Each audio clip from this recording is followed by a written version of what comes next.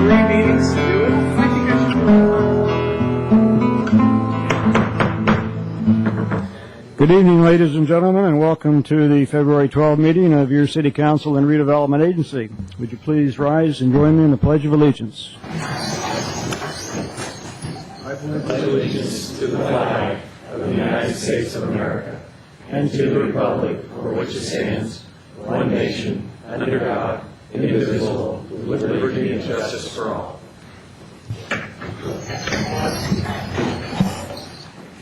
Next item on the agenda are changes to the order of the agenda. We're anticipating potential for a late meeting, and since a couple of our council members may have to leave before it's over, what I'd like to do is change things around just a little bit. I'd like to move the number 10, the study session, behind number 11. So the study session will be the last item on the agenda.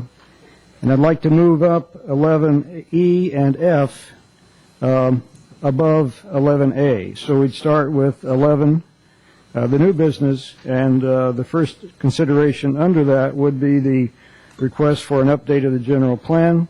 Secondly, we deal with the interim zoning ordinance, and then thirdly, we'd move to item A. So we all with that? Any other? On that, but since you're running the meeting, I'll just follow along. No, it's a lot of A's and F's and D's, and yeah. Okay, then any other changes on that, Mr. City Manager? You okay? That should work. All right, very good. Next item on the agenda are the council communications and announcements. Before we have our council communications, perhaps we could have the city attorney report on closed session. Mr. Mayor, there's nothing to report from closed session. All right. The mainliner for tonight's council communication will be Matt's slideshow about his trip past Christiane. But before we do that, do we have any reports from council? Excuse me, council members. Well, I have a couple of things, Mr. Mayor. One was I participated in one aspect of Week of the Family, which was fun and successful, where we screened a film, and also for those that showed up, got a little sneak peek at the upcoming Pixar film from this summer. That was fun and exciting, and I just want to thank all the organizers of Week of the Family. What was the name of that new film coming out? It's I know, Mr. Lanzone, can I say it? Yeah, it's called Ratatouille. It'll be June 29th. June 29th? At a theater near you? Yes. Yeah. Thank you for that question, Councilmember Grassilli.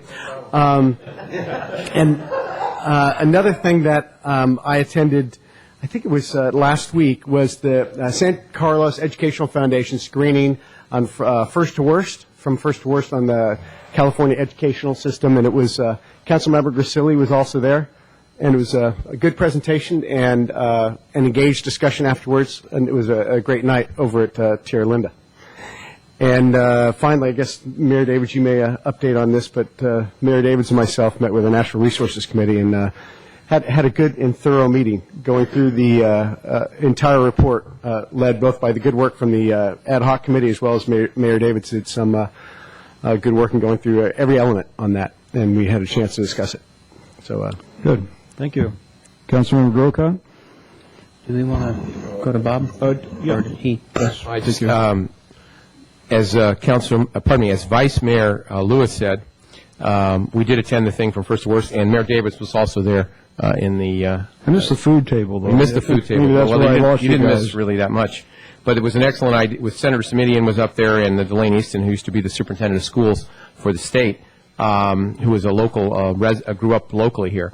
The other thing is I wanted to report that I have met with the, communicated with the Youth Advisory Council and went to the Senior Advisory Council meeting the other day, so I'm trying to make sure that we have at least the liaisons for those two set in place. That's all I had. Thank you. Just a couple of items to report. As Vice Mayor Lewis mentioned, we did meet with the one of the committees out of the Natural Resources Task Force. Personally, I met with the other two at the request of council, and we will have a report to the council for their consideration at the workshop of February 26th. Prior to this meeting, we interviewed applicants for 4 applicants for 3 positions available in our Economic Development Advisory Committee. And all good applicants. Sometimes we wish we had more positions to fill, considering the talent of the applicants coming forward. But we did make a decision and a choice, and we've appointed the following 3: Mark Luckenbach, Laura Battaglia, and Gary Wissinger. So those 3 members are appointed to EDAC, and they will be working with the 6 members that are already there for a total of 9. So we congratulate them on their appointment. Now, Councilmember Grocott. Thank you. I do have a number of items before I go down and do the slideshow on Pass Christian. The first one is I wanted to report and actually thank the community for their support of the program that we created before the holidays to send gifts to Michelle Fry and her mates in the area of Iraq. If everyone remembers, Michelle's on our police force as a community services officer, and she's serving in Iraq right now in the Navy. And when I was mayor, I asked if we could do something to send packages to her and her mates for the holidays. And the community just responded in a tremendous, generous way, and I just wanted to thank everyone for their support of that. The second item I have is, and I believe we're going to be dealing with this, Mr. Mayor, at the council retreat, the issues with San Carlos Avenue, the traffic and the pedestrian crossings and so forth. But I was just a little dismayed, disturbed to read some quotes in the paper by our staff about what we will and won't do with regards to that issue. And I do think that, that's a decision for the council to be making and some policies for us to be making decisions on. And I don't think we should be preempting anything in the newspaper with comments about what we will or won't do. The third item I had, I just wanted to, one of the things we talked about at our council retreat the last time we had it was having more involvement from the fire department for it to be more integrated with the city. And I just wanted to commend our fire chief. I noticed in our last council reports that he wrote a very thorough report on what's happening with the fire department. And I don't think we've ever seen anything this thorough from a fire chief on what's going on with our fire department. So I just wanted to thank Chief Fry for a very thorough report to us. And last, before I go down and report on Pass Christian, I did meet with Len Matterman of the Flood and Land Use Committee, and he did ask that I announce a few things that they are doing or planning to do. And one thing that they're planning to do is have a meeting with Fish and Game on March 7th at 7 p.m., and as many council members as could attend, they're asking if we could do that. One of the things they're planning for the future, and they're working with staff on, is to have a town hall meeting, to host a town hall meeting, so that residents, especially those who live along the creeks, can come and know what their responsibilities are as creekside owners, and also work with the city on those issues. They are asking to make sure that they have in our budget, mid-year budget adjustment, some money, a token amount of $300 or so for mailings and whatever is needed in order to hold that town hall meeting. And so that's what I have from Flock. Thank you.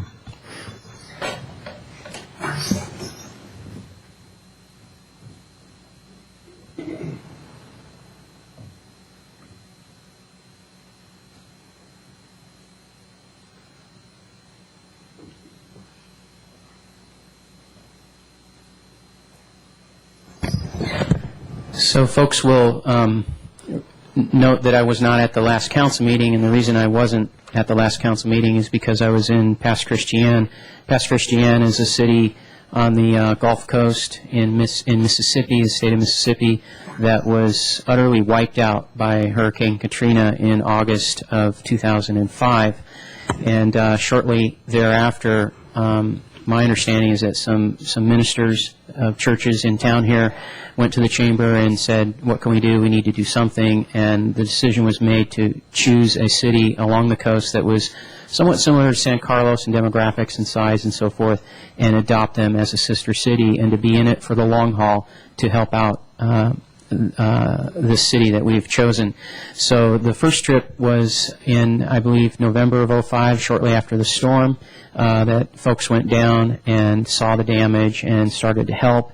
And then there was a second trip that happened in, I believe it was April of that same year. And then just recently, Fred Kohler, Citizen of the Year, and Chris and Dave, Tom, and myself went down. And primarily this trip was to not so much work, although we did a little bit of work in construction, but mostly just to apprise the situation and come back and report. So I do have this slideshow, and I want to show these slides, and I'll make a few comments as we go through here. Let me first figure out how to, I think if I hit N, okay. This is a picture of one of the schools. It's a Catholic school, and this is what was the damage that was there after the storm. This is, you can see a lot of the play structures and so forth that are just tossed about. This is a Catholic church that's very close to the coast. If you just look beyond the horizon, that's actually the Gulf Coast out there. And this church took a lot of storm damage. They are using it for services right now. They cleaned up most of the area around the site and have retrofitted the building for temporary use until they go to a new site. Here's the sign out at their new site, which is outside of town, and they're hoping if another storm comes through of the power of Katrina that they'll be far enough away they won't have the damage they did being there so close to the coast. This is a middle school right after the storm, a K through 8 school actually, elementary, and you can see the side of the building torn off, school bus out here that was damaged, and so forth. Currently, that same school is now meeting in temporary trailers that they have set up for the school. They do have plans. When we were there, we were at a Episcopal church service on a Sunday morning, and afterwards the church had a board or a membership meeting, and at the membership meeting was the school superintendent, and she shared with the church their plans to build a new school, and it's going to be right across the street from the church, so that's why they were there at the church telling them about what their plans are, because they plan to integrate some of the uses and so forth. This picture here is in the area of the downtown, and just shows you essentially, things. This is near the downtown, and it does show you how blank it is, but it also shows you where the new school is going to go. It's the site of the K through 8 school. One of the things in this picture that you can see, though, is if you just look at the vegetation, how stripped it is. And that was a result of the storm. You can see it in everything, that things were hit pretty hard. This is a house that was worked on at the trip in November, damaged pretty heavily, and this is it. This is the same site from the last trip, and you can see what they're doing is FEMA, although FEMA has not yet told them what elevation to build at, some folks are able to go ahead and build, but they are building up on stilts, if you will, to get the houses up high, so the first floor in some cases is 10, 12 feet above the ground, and that's pretty common now. Here's another house that was worked on in November.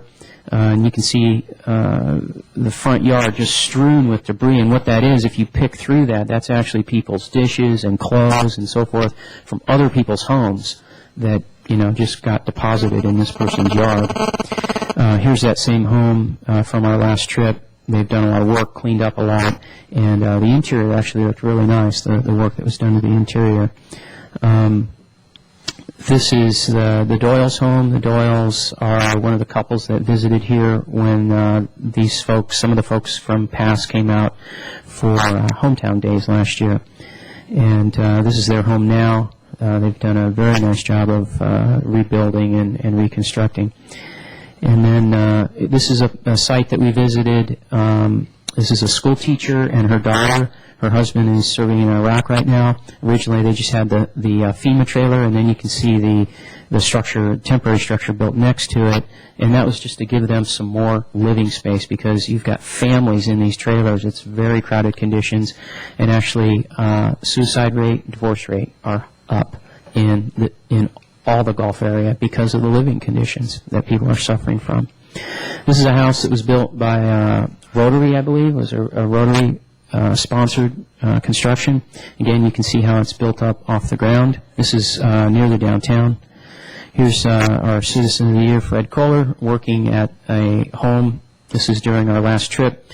The fellow's name is Willie, and he and his daughter rode out the storm. He actually towed his daughter on a mattress to safety. This is Chris Tom working at Willie's place, and Fred again putting in blocking. This is Willie helping Fred right there. And then this is Dave and myself working on the outside, putting up flashing around the perimeter of the house. So Willie's working really hard, and he's going to have a home shortly, and then he's going to endeavor to help his mom redo her home. Again, you can see Willie there on the left.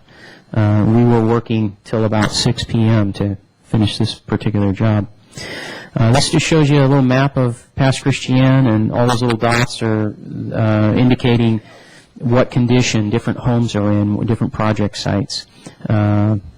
Here we are again working on another day at another project. This is a restaurant further out from town, but further out from town were the bayous, and when the Gulf surged and rose 28 feet, a lot of that water then went up the bayous and sort of came in the back door, if you will, and hit these people again.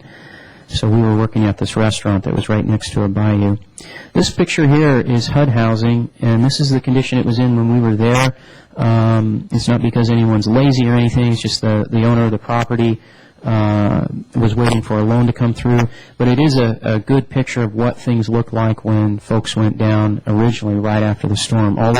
What this represents, these piles, is people's belongings, their lives, essentially. I mean, you could pick through this stuff and find people's photo albums and their china, their dishes, whatever, all their memories, all their life right there in the front yard. It's a sad situation. Here's a HUD development that was finished or nearly finished when we were there. Doesn't nearly make up for the housing that was lost. One of the things I just want to close with, when you go there, is you really see the enormity of it because it's 360. You're not just, like when I showed you these pictures, you're seeing one building at a time, but when you're there, you look around and you just see lot after lot after lot where there's nothing but a slab and a bunch of weeds now. And you look at each one of those and you realize that represented a home and a family and people's lives. Progress is slow. Where they are now, essentially, for the people who are rebuilding, is they're beyond the cleanup. Now what they need is skilled labor. And one of the things actually that's holding up some of the projects is when it comes to HVAC and electrical and those kinds of trades. Of course, the city, wants a permit for those things and will inspect those things, so it has to be done by a professional. So that's slowing down the work in some cases. We are planning a trip this April, so if anyone is interested in going in April, you could contact here at the city. I believe Barry is the contact, Barry Weiss, our Parks and Rec director. And we're also planning another trip in September. So if you can't make the one in April, perhaps you could put on your calendar for September. Thank you. All right, thank you very much, Matt. And while you're down there, if I could have the Tom stand, Chris and Dave and Fred. I think Fred is down there. Give them a hand for the great work they did.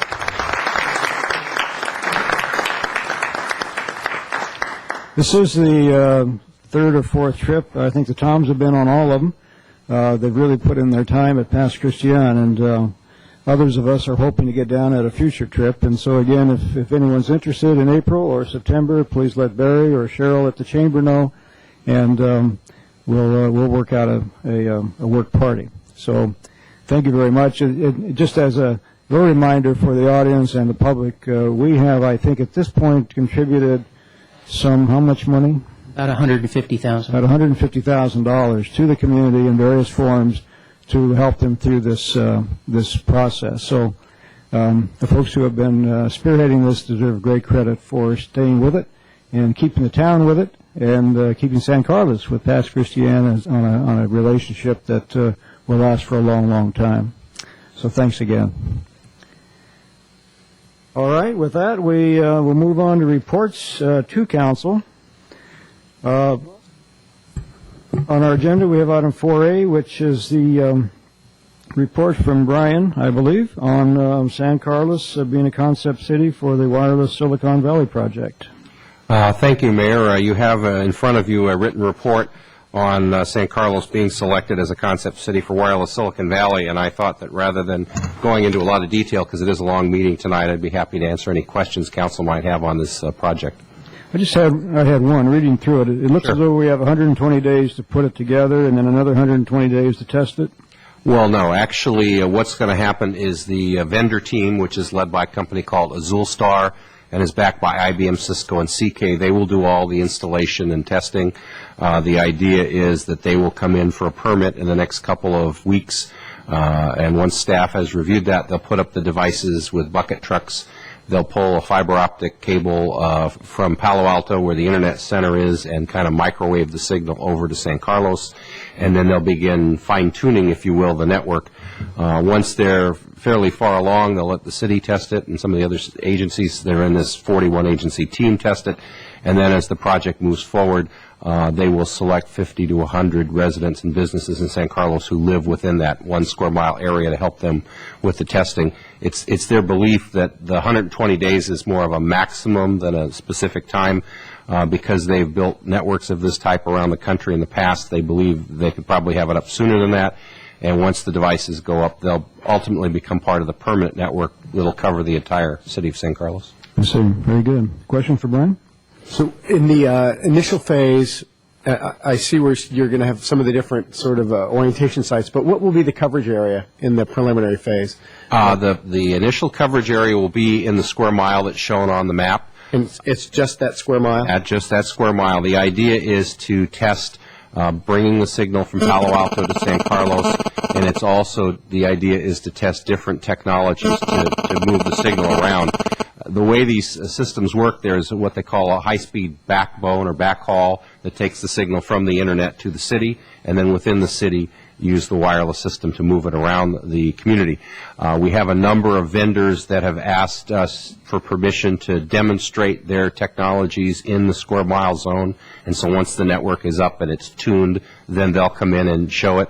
Also, we've had some requests from some of the other members of the 41-agency contingency that they'd like to test certain applications in San Carlos, and we'll let them do that. But eventually the idea is the entire city limits of San Carlos will be That's correct. The idea access is to wireless. Exactly. Ultimately, what will happen is there will be citywide coverage in San Carlos and in all 41 of the agencies.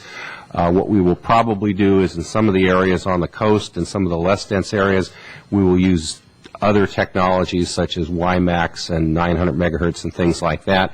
In San Carlos, because it is a relatively densely populated area, we'll probably use more of the traditional Wi-Fi technologies. Great, thank you. Good. Others? Yeah, I just had one question. If, assuming the test is successful, is this intended to be a subscription model to replace like Comcast or some of the current wired options that are out there, or it's really just free for all residents just because they live in this area? It will have a series of what they call tiers. One of the tiers will be free, and for the free tier, you'll have to deal with the ads. If you don't want to deal with the ads, there'll be a paid tier above that. The free tier will be a megabit downstream and 256K upstream.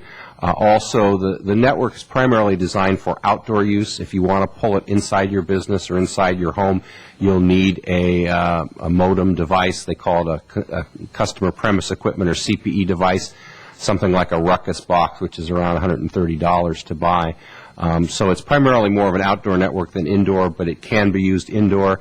And we think that over time, there'll also be some non-Wi-Fi technologies that will be available, but it'll be a little more expensive. So there'll be a series of offerings. There won't just be the free tier or the charge tier. Got it. Thank you. Others? Okay. Well, Brian, thank you very much, and we hope it all goes well. It's an exciting project, and it's nice to be at the forefront of this testing process. Great. Next item is item 5A, council appointments and presentations. First thing for consideration is the potential or the need for an ad hoc city council committee for the railroad corridor project. As you recall, we've done this for several other large projects that have come before us eventually, and it's a feeling that as we move forward now into discussion of the details behind this project, it might be well to have an ad hoc council committee. So I'm suggesting, and staff is concurring, that 2 members of the council forming this committee would be in order. And so I'm holding out for volunteers at this point for anyone who would like to serve. Now, Inga and I are already serving on the PAF subcommittee. I'd be open to it. Matt would be interested, and Bob, do I hear your hand go up? Sure. All right. Well, Council members Grocott and Griselli will serve as the ad hoc committee for the railroad corridor project. That's right. This is going to be exciting. I have a good feeling about this. So, Bob, is your arm okay down there after being twisted so hard? Okay, just wondering. Considering Councilman Grocott and myself are on the fire board and we see a lot of each other. a couple of other things. Airport roundtable. Yeah, airport roundtable and some other things. Why do we have you three? I'm not. I never mind. Sorry. All right. Well, thank you very much. Next is a presentation, a proclamation to the Sierra Club. This is a great event because this is something I think that has been due for a long time, and it's good to see the Sierra Club members here. What we want to do is recognize them and commend them for the work that they have done for these many years in maintaining and building our trails for our Big Canyon Park and Eaton Park. Now, this all started back in 1971 when when the local club was formed. The first chairman, as you may or may not know, is Dick Bishop. Dick recently passed away. He also served as mayor and a council member. And so he has a long history with the city, and also, of course, with this chapter of the Sierra Club. Harold Drake started the whole thing. They say back in 1972 when he platted out the trails and was involved in building them. And so years went by, and trails were built in Big Canyon, trails were built in Eaton Park, and other community members were involved with that as well. Names like Bob Carlson, Bob Black, Bob is here tonight, Bob Young, then later on Bob Hess, Steve and Jim McKenna, Jimmy and Gracia, and Bonnie McClure has spent time on the trails, Rex Jeanette, Diana Clemick, Greg McKevin, George Taylor, and others. A lot of people in town have been involved on these trails. Now, some of us have only hiked them. We haven't yet had our chance to get our hands dirty on them, but you're motivating us in the process. So hopefully we can join you in due time. And what we'd like to do is present a proclamation to the San Carlos Belmont Regional Group, the Loma Prieta chapter. And the proclamation reads in summary as follows, that the club has been active, the chapter has been active in the city of San Carlos since approximately 1971, building trails, preserving the environment, and encouraging others to be part of these activities. That the club, the Sierra Club, provided a new trail at Big Canyon Park, installed many steps at various steep places to make the trail more friendly, more user-friendly, and providing a sturdy new bridge. And whereas the club has vastly improved Eaton Park Trail, performing trail restoration, trimming low-hanging limbs, creating a new alternate trail on the east side that opens into a new nature preserve. And whereas Harold Drake is especially acknowledged as being the Sierra Club Trails chairman for over 30 years, he kept the interest going. He prepared, by the way, the map that you'll see around City Hall, where you see it's a one-page map. It shows the trail location for Eaton and for Big Canyon. And he's done a lot of mapping around the peninsula, but we're especially proud of this map, Harold. He's worked on maintenance, and he's a key member of the Trails Connection Committee. We're going to hear from them a little bit later. And we also like to recognize specifically Tom Morris, who is a fairly newcomer to the process, but as I'm told, he's a go-to guy. He's the guy that does the heavy lifting at this point. He's out there hours on end, and a lot of the recent work is to his credit, especially the handsome new bridge on Eaton Canyon Trail, or Eaton Park Trail. And so we want to proclaim this as a proclamation, as recognizing these individuals, recognizing the entire club for their work that they've done over the years. So if I can meet with the members up front, we'll present the proclamation.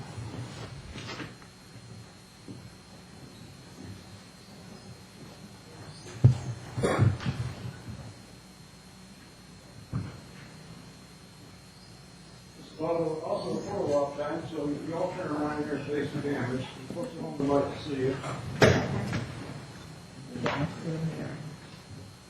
All right, Carol, Tom, you specifically, and the others, thank you very much for your involvement over the years. We want to present this to you.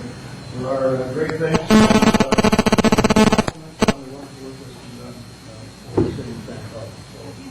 Hang in there, keep it up. We trail walkers appreciate everything.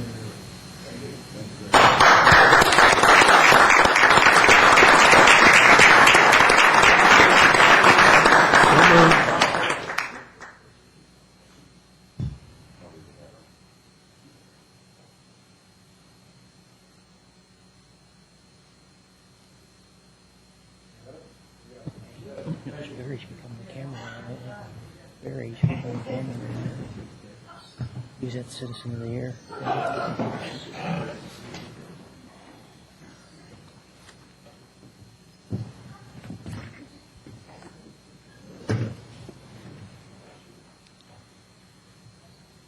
Okay, well, that moves us right along to item number 6, which is public comment. Public comment at this venture of our meeting is limited to items that are not on the agenda. Speakers have an opportunity for 2 minutes to tell us what's on their mind. I have 2 speaker slips, one from Pat Bell and the other from Richard Gash. Pat, would you start, and Richard can follow.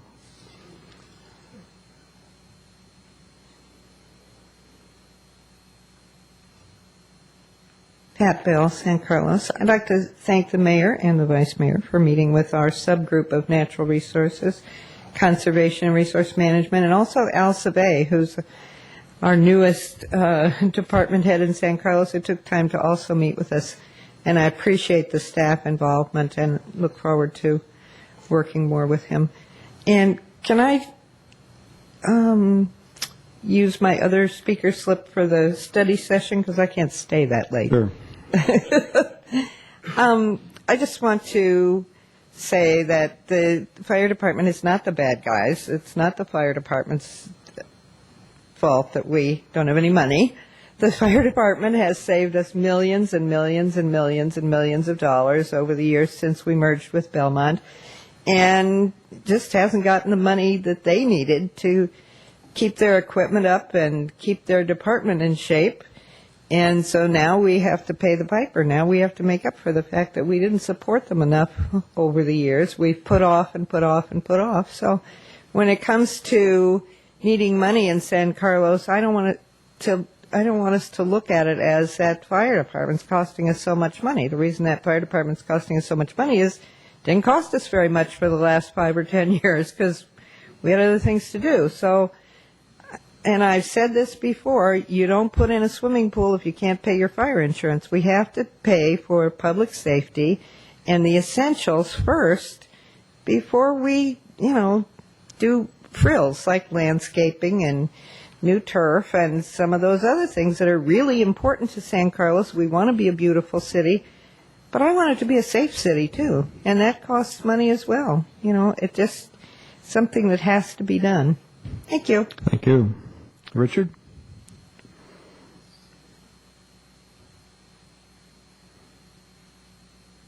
I guess we know why I'm here, right? I think so. I'd just like a few answers from you because I've got next week I'm supposed to be at a TV station. Let me just mention, Richard, this is not on the agenda, so we're not able to discuss it until it's on the agenda. We will be talking about the traffic situation on the 26th, but we can hear from you, but we just Mayor, I'm can't. just talking about 4 blocks, not about I this know, whole but we city. can't, we're not allowed under law to discuss it with you at this Maybe we'll point. get unlucky and somebody get killed again on those 4 Well, blocks, why don't right? you tell us what's on your mind, and then we will bring it up as we get to our next I'm meeting. trying to get some of these poor people that walk across that street 15 to 20 seconds more, instead of the 15 seconds this guy thinks would put us back into the dark ages. What kind of rationalization is that? Or, I had 3 policemen that I know are friends of mine, 2 from San Mateo, 1 retired lieutenant, came out here and looked at this. And they said, why would you be rushing with those 4 blocks when they go into 2 blocks? Does that make sense? I mean, 4 blocks, you got them synchronize the lights, and then you go into San Carlos Boulevard at the end there, and they're into a trap. They can't go that fast. Now, that was, police that have been here for 20, 30 years before they retired. And they did a favor for me. This guy wants to go get a whole group, and we're going to all put it together and do the whole thing. I've been clocking this thing. I live across the street for a year because I've had my foot operated on. So I go around this block. I see it every morning. And the police told me also that they come from 92 and 280 because they're trying to miss the freeway there. They don't want to go into that jam. I talked to the policeman that you guys told, had him call me. He said I was wrong. 2 policemen from San Mateo and 1 from Burlingame have been here a lot longer than him. Said he's crazy.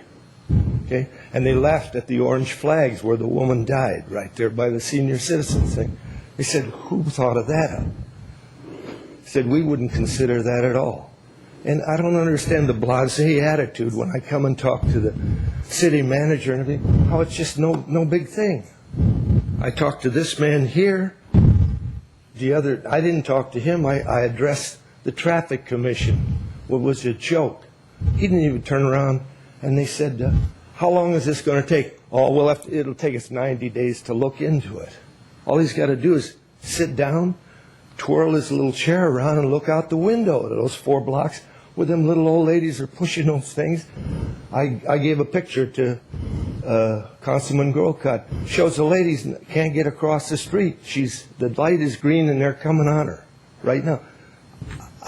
I don't have any. Well, let me call your time. We have had a couple of minutes from you, and we think want to hear the rest of it. Well, we thank you for your concern. You and I have talked at length about this, and I can assure you that the staff and the council are deeply involved, and we will be considering the discussion on the 26th. Last question is, I'm supposed to be on TV next week. I don't want to make any false statements. I'm asking you now, and there's a TV running. When are you going to address this? 90 days? We're discussing it on the 26th of February. I see. So, like the policeman said, if we get unlucky, somebody might get hit. If we're not, we'll be all right, right? It's under consideration, it's being studied, and we're proceeding with it based upon your suggestions that we take a careful look. Thank you.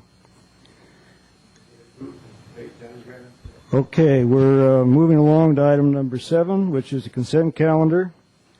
Consent calendar items are considered to be routine and will be enacted by one motion. There will be no specific discussion on these items unless members of the council, staff, or public request specific items to be removed for separate action. Council, any removal? Mr. Mayor, I'd like to pull item C. Item C, all right. D, and item G. C, D, and G. Okay, these will then go to the back of the meeting. Anything from staff? We have none to pull. And from the public? All right, so we'll hold off on item C, D, and G. We'll consider them at the close of our meeting. I would move approval of consent calendar items 7A, B, E, F, and H. Second. Roll call, please. Councilmember Teagle Doherty? Yes. Councilmember Grisilli? Yes. Councilmember Grocott? Yes? Councilmember Lewis? Yes. Mayor Davis? Yes. Item 8 is a public hearing on consideration of abandonment of a 5-foot wide strip of public right-of-way along the southwesterly side of the 200 block of Ruby Avenue. Mr. Mayor, members of the council, this is a 5-foot strip of public right-of-way along the southwesterly side of 200 block of Ruby Avenue. The city does not have any plans for using it in the future, and one property owner has requested abandonment, and all the affected property owners do not have any objections. I'll be happy to answer any questions you may have. Questions for Mr. Mortari? Is there a motion to approve? I would move that we close the public hearing. Oh, very good. Thank you. Second. No one from the public here to speak, I Yeah, I'm assume. sorry. I didn't open the public hearing. Is there any public who would like to comment on this? Do we have a diagram showing where that is? We have it in our. Okay, thank you. So now we have a motion to close the public hearing, and we have a second. Second. All in favor? Aye. Aye. I would move approval of the abandonment of the 5-foot wide strip of public right-of-way along the southwesterly side of the 200 block of Ruby. Second. Motion by Councilmember Doherty and seconded by Vice Mayor Lewis. A roll call, please. Councilmember Teagle Doherty? Yes. Councilmember Grisilli? Yes? Councilmember Grocott? Yes. Councilmember Lewis? Yes. Mayor Davis? Yes. Item 9, unfinished business. We have item A, an ordinance creating the Transportation and Circulation Commission. Mr. Mayor, this has been before you before. We have circulated the draft ordinance to the Traffic and Transportation Commission and to the BPAC Commission. It seems that the members are behind it at this point in time, effectively the merger of the two commissions. We anticipate that by the time this becomes effective, we'll have a list of those of the members who wish to continue to serve. This commission will have 7 members. Be glad to answer any questions. And when does it become effective? Well, if we Assume put we it act on it on, tonight. it'll be probably 30 days from March 12th. Okay. Any questions for council? My only question was the general support of the BPAC, just because it, in trying to consolidate things. Obviously, BPAC's done a lot of good things over the years for us. So just curious as to the disposition of, BPAC and overall.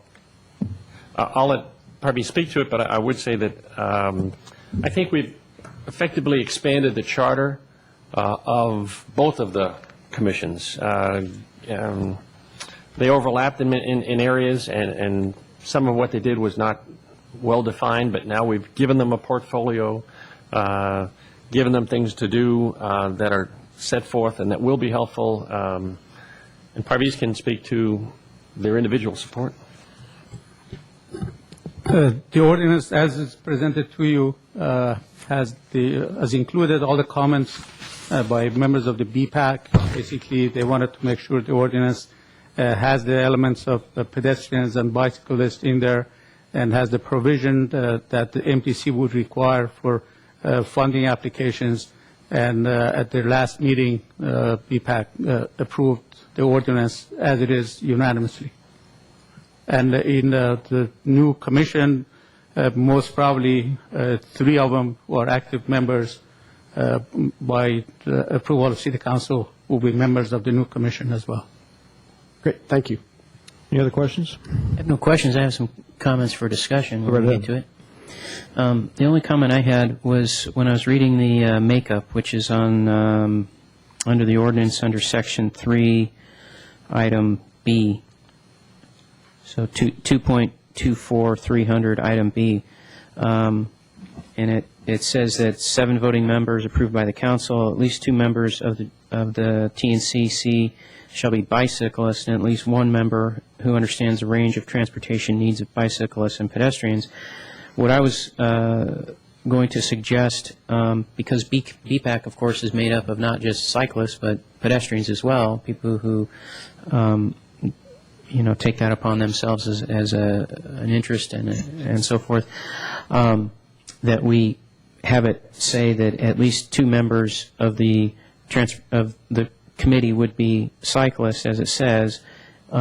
At least 2 would be pedestrians or folks with concern for pedestrian issues, and then the rest of the language there. I think that would weight it also in the direction we're probably going and that we would like to go, which is to have emphasis on walking and cycling and so forth, especially in our downtown, and as projects come to us, any development that happens on the east side, so on and so forth. So that was going to be a suggestion I made. Parviz, any comment on that? Well, I'm sure if you said 2 members be pedestrians, of course, everybody is a pedestrian. Pedestrian-orientated, pedestrian interest. This language actually came from MTC for approval of the funding application. This exact language came from MTC that this would qualify. Well, I can understand that it would qualify. I still, it doesn't meet whether it qualifies or not. The concerns I have are stated, which is that we make sure we have two that are cyclists, and we're essentially dismantling one commission. And to bring the proper weight to the new makeup, I think we need 2 people who have concerns regarding the pedestrian issues. Just look at tonight with the person who was in front of us, Mr. Gotch. He may not be a pedestrian per se, but he certainly has concerns in that area. And I do think it's an issue in town that we need to look at. Just Councilmember Doherty? Yeah, a bit of feedback. I would actually, having sat on councils that have appointed different members to the various boards and commissions, rather than sort of codify the exact makeup of this commission, I would trust future councils to understand the charter of this particular commission and to appoint members that would serve in various capacities depending on what issue was sort of prevalent at the time. So with all due respect, I appreciate your feedback, but I really don't know that we should tie the hands of future councils to who they can put specifically on this board or this commission, and just allow them at the time when positions come up that they would look at the applicants and basically fill the positions from that they felt best fit the issues at hand. Well, I can certainly understand your feeling on that, although in the past when we've done other things, field committees, so on and so forth, we've been very clear about the makeup of one of those committees, and I see no reason for us not to be clear on the makeup of this committee. Well, I would also add this. At the BPAC level of the county, one of the things that over the last couple of years where we have really made a change of course is going from having a large emphasis on bicycle projects to wanting to have more emphasis on pedestrian projects, and even requiring that the amount of money that we give away in grants and so forth to the cities each year and the county, that there be more weight given to pedestrian projects than we've had in the past. In the past, we've only used 1 to 10% of the total funds for pedestrian projects. Now the emphasis is to get that up to 30-40%. I don't believe that the funding formula has anything to do with the composition. The other thing is that the difference between this particular commission and other committees that we've had, or committees are formed on a temporary basis to address a certain issue, and I think it's more specific that we look at how the committee is comprised. This is actually by ordinance, so in order to make any changes to the composition of the committee, we would have to introduce a new ordinance, which is why I think that if we need to have language about the composition of the committee in order to satisfy some funding and grant language, I think that's important. However, from the remainder, I think it's important to allow future councils to put who they feel best meets the needs of that particular commission at that time. So, Matt, I totally agree with you that there's a lot of focus on pedestrians. I just don't understand why we would need to codify it in the ordinance. Perhaps a question to staff on how was the decision made to have 2 bicyclists and 1 bike and pedestrian? Sorry. That language came from MTC for funding application because... I see. Can you help Mr. Griselli and myself out with your acronym, please? Metropolitan Transportation Commission approves application for grant funding for bicycle and pedestrians projects. And in order for them to approve an application, the city or the county has to have a committee or a commission that would approve the project. And when we were going from Bicycle Pedestrian Advisory Committee to a new commission, we asked MTC what should be in the charter of this new commission, and that language came from Metropolitan Transportation Commission. My guess is if we had emphasis with two members that had pedestrian emphasis as well as this, it probably would not affect that negatively, though. No, it and I wouldn't certainly at all. think that. If anything, would strengthen it. I do think, when we talk about preserving the character of the city, one of the things we talk about are pedestrians and the bicyclist element. So I certainly wouldn't object to that language. The question is whether to embed it in the ordinance or whether we make that part of our philosophy for how we staff the new TNC. Mr. Griselli? No, I was defer to the mayor. Okay. I don't have a problem with the listing. I think that, I think we all know where we want to go. We all want to give credit to the bicyclists, to the pedestrians. And quite honestly, when you sit down and you analyze why people apply for these seats on the commissions, it's often unclear as to exactly how they're going to respond during the discussion in terms of pedestrian, in terms of bicycle, in terms of whatever. I think that having 7 members that have been agreed to by the combined group is a good move. Those who want to continue will continue. I would suggest that we be aware as turnover comes what the orientation is, and if we feel we need some additional assistance with pedestrian, we can add it at that time. But I don't really think it's necessary to put it in the ordinance. I think what we've done here is serve the public in terms of the interest, and it looks okay to me. Mr. Mayor, I have another question here or comment. It further says a majority of the members shall be San Carlos residents, and my impression was that they all had to be San Carlos residents. That's a good question. That language comes from our present BPAC ordinance, where it says a majority have to be residents. So we can change it if we left it like, open though. to business people and others in the community to be appointed if the council so chose. But that language is in our existing ordinance for BPAC right now. Do we have other commissions that are EDAC, I suppose? Yeah. What this does is allow you to take someone who is involved, who doesn't live here, who works here, who deals perhaps with in a bicycle environment, getting to a place of work, and has the interest that we need. So it gives a little broader area to look at. But what do you think? Resident, non-resident? I like the language as proposed. We apparently have it in other in Yeah. EDAC and whatever, and I tend to agree with what you just said, Mr. Mayor, about someone who perhaps uses the bicycle would be perhaps better off than perhaps a resident who didn't have any input in it. Anything else? Okay, no. So I'm sensing a consensus for the ordinance as stated. Any other comment from staff? Is there a motion? I would move introduction of ordinance number 1382. 1382, an ordinance of the City Council of the City of San Carlos amending the San Carlos Municipal Code, creating the Transportation and Circulation Committee. Is there a second? Second.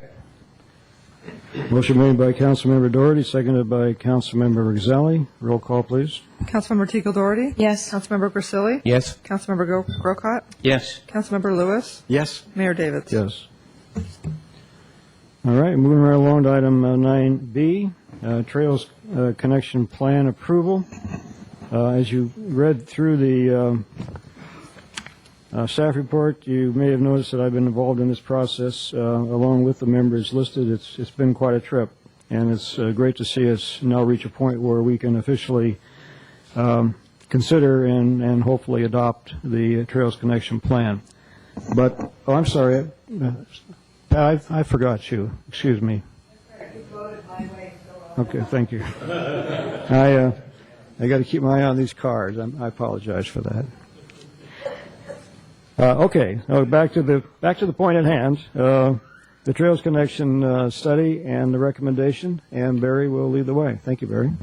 Yes, Mr. Mayor, members of the council, I'm delighted to be here with this Trails Connection proposal tonight, and you'll be delighted to know that I'm not going to talk anymore. I'm going to turn it over to two of our esteemed members, Greg Rubens, our Assistant City Attorney, who is an avid hiker and a member of the Trails Connection Committee, and the aforehonored Harold Drake, and they will present this item to the council, and I will turn it over to them. Thank you.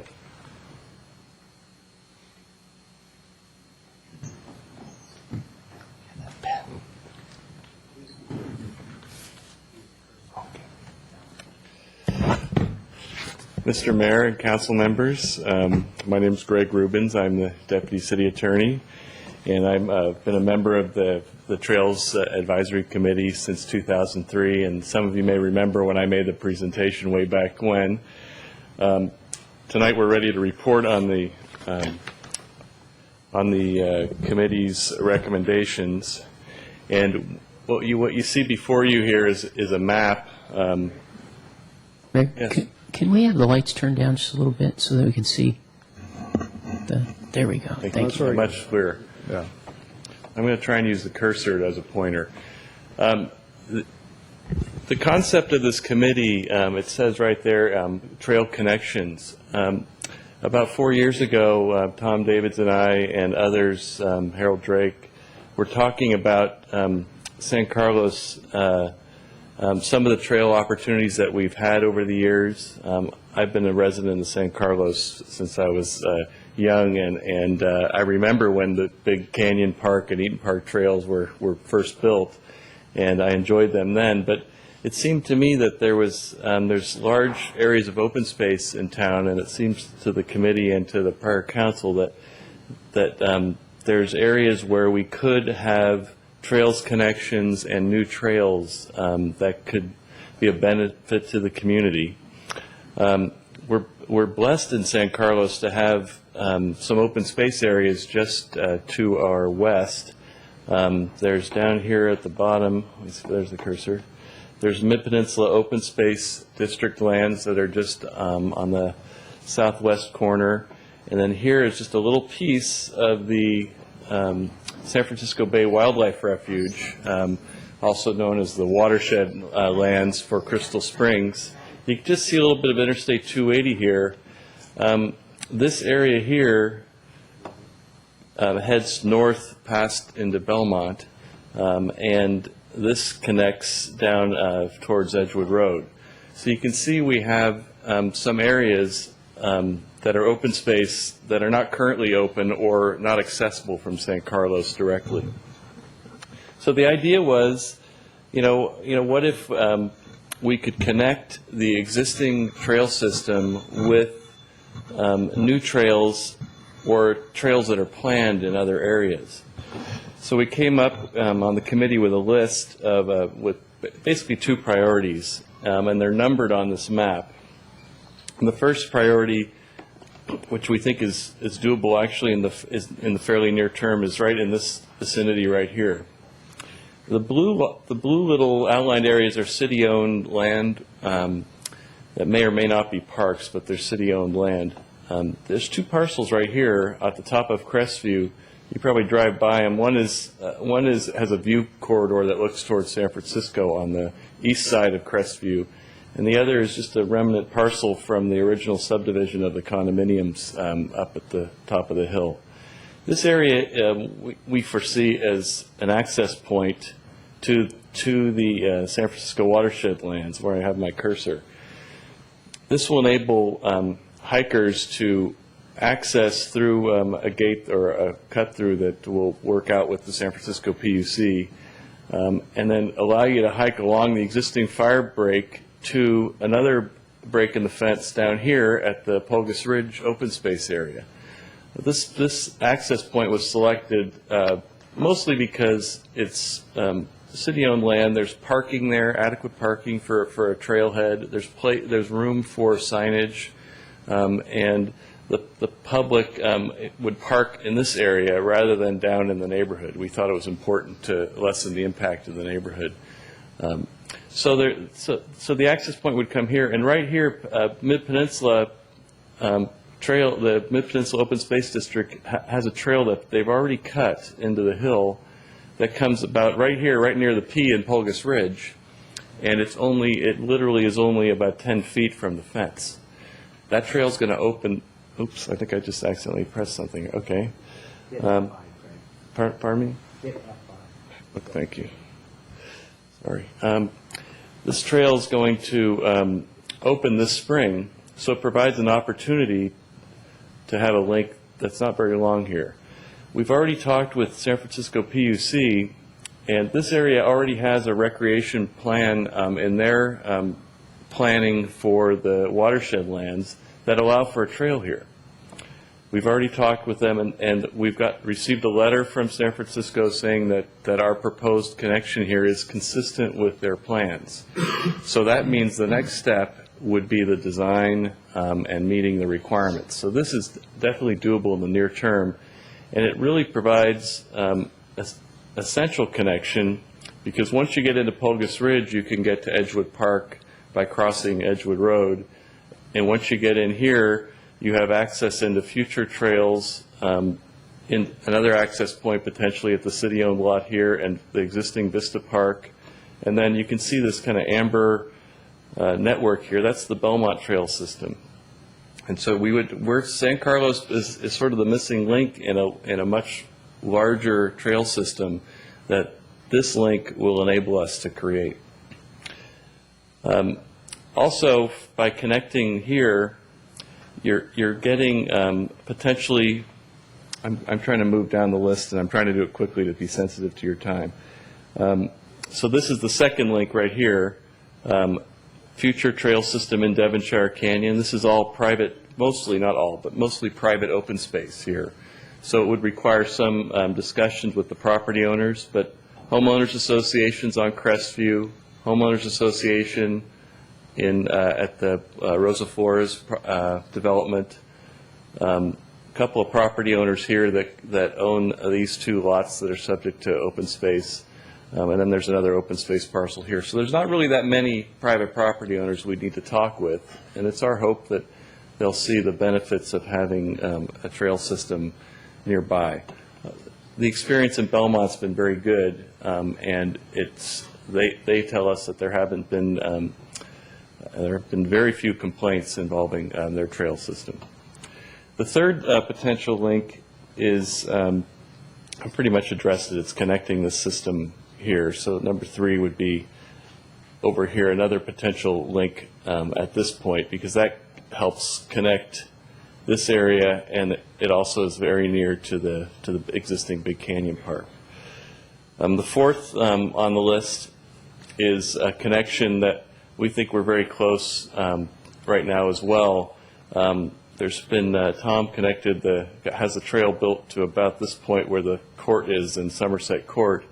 And there's a couple of avenues to try and get to Heather Park and then on to Highlands Park. One of our overriding themes was to connect the existing parks as well in the city. So there's an opportunity to connect up to Melody Drive and perhaps go down at the end of Portofino Court, because there's only one homeowners association that we would need to talk with there. And the idea is to get an access to this court right here. And that would create a pretty big loop here, as you can see, getting you down around here, through here.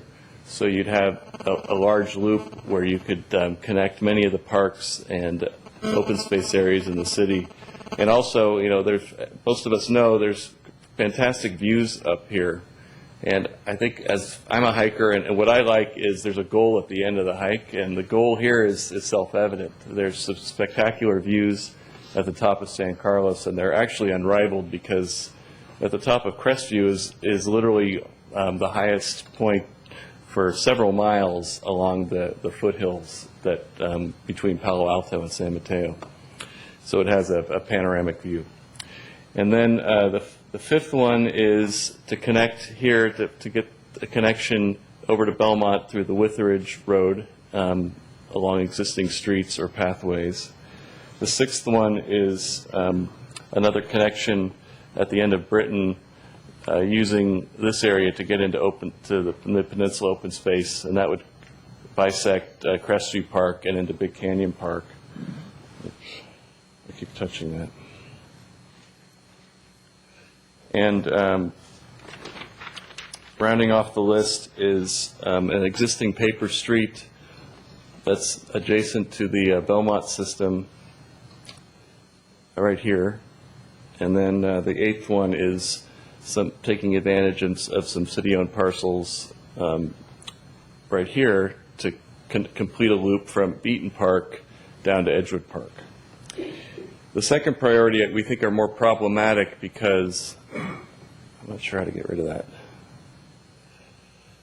The second priority are a little more problematic because they involve either more landowners, acquisition, or are large projects like building the Devonshire Trail System, things of that nature. So we're thinking those are second priorities. Tonight, what the committee is asking is the City Council's approval of the conceptual plan, because once we have approval of the conceptual plan, we can approach other agencies like Mid-Peninsula, San Francisco, and Belmont with our plan. We can apply for grants. We can then proceed to incorporate this plan into the next update of the general plan. So with that, I'm open to any questions you might have, and I think there's others here to speak tonight. Any questions for Greg?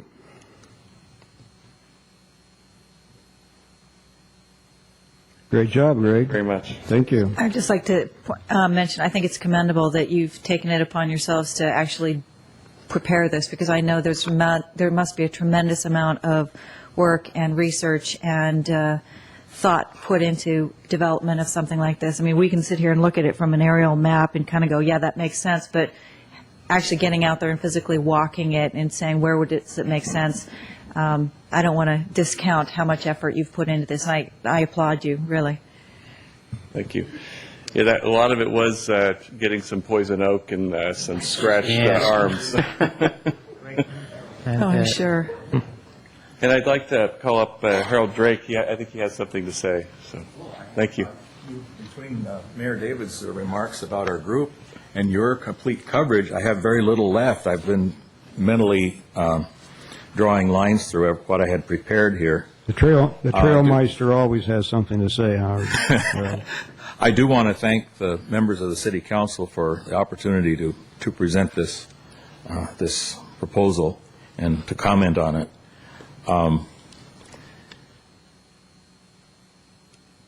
I think I'm very, very comfortable in speaking for our local group of the Sierra Club that we are in favor of all of these potential connections that have been discussed. I'm totally in favor of them. I had my favorite one picked out, which is the one that was presented, number 4, which we're currently working on. We knew that there was a potential for this connection years ago, so we thought, well, there's not going to be any harm done if we build the first part of it, which is in city-owned land. It goes to a nice viewpoint, and if fate turns out that that's where it ends up, well, it'll still be a useful spur trail. So we built it, and we were building a nice kind of a deer path. And then Tom Morse came and joined us, and the whole project took on a little different look after he came along. Have wooden sidings on the trail where it's steep, wood steps, a bridge over the drain pipe, the storm drain. So it's if you haven't been out there, take a look. But I would urge you. I don't say that this is the most important connection. It's the one that I know the most about. So I do sort of want to point out that that's my favorite little pet project right now. Thank you. Okay, thank you. Thanks for your continued work. Council member discussion? But I just want to say I had the pleasure to serve on the Trails Committee for a while there with everybody, and between the Sierra Club and the Trails Committee, we are really lucky in San Carlos that we have people that appreciate nature. We have volunteers that get out and put great work into these parks and a great trail system, and it's a great example for how people with an interest that benefits everybody can get together and get some things done. And I just thank everybody for all the fine work they put in. And on my trail runs in the morning, I thank you for that bridge up at Eaton Park at least 3 times a week, sometimes 4 if I get out there. So anyway, I just want to thank you all for your great work. Any others?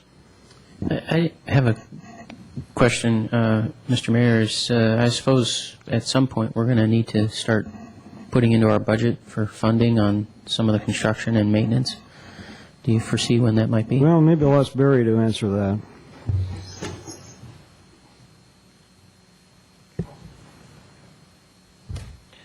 Councilmember Grocott is right. At some point we will. What we're asking for now is approval of the plan, which will allow us to move forward. 1, to work with other agencies for the connections. 2, with that approval, we would need that approval to go forward to different funding options, either outside of just the city's general fund. But certainly at some point we will probably return with a request. Even then it would be fairly minimal, because at the beginning, with the higher priorities, we're really talking about punching a fence, gate and a fence, and a garbage can and a bench and a sign. So we're not talking major dollars. And for the big dollars that may involve trail construction, we'd go after alternative grant sources. Through the chair. Yes. I may. Would something like this also be considered eligible for the alternative funding program that we approved? The foundation? Yes. It would, sure. Okay. Thank you. Any others? I think Vice Mayor Lewis would like to make a motion. Thank you. I would. I'd like to make a motion that we approve that Trails Connection Plan, conceptual plan, as presented. I'll second. We got multiple seconds. Roll call. Councilmember Lewis? Yes. Councilmember Teagle Doherty? Yes. Councilmember Grocott? Yes. Councilmember Grisilli? Yes. Mayor Davis? Yes. And again, thank you very much for your good work. We're moving right along now on our revised agenda, and we are looking at 11E, which is consideration of authorization to the Community Development Director to issue a request for proposal for the update of the city's general plan. Christine, could we have the lights again? Good evening, Honorable Mayor and members of the City Council. As noted, this is a request to authorize the Community Development Director to send out an RFP for an update of the general plan.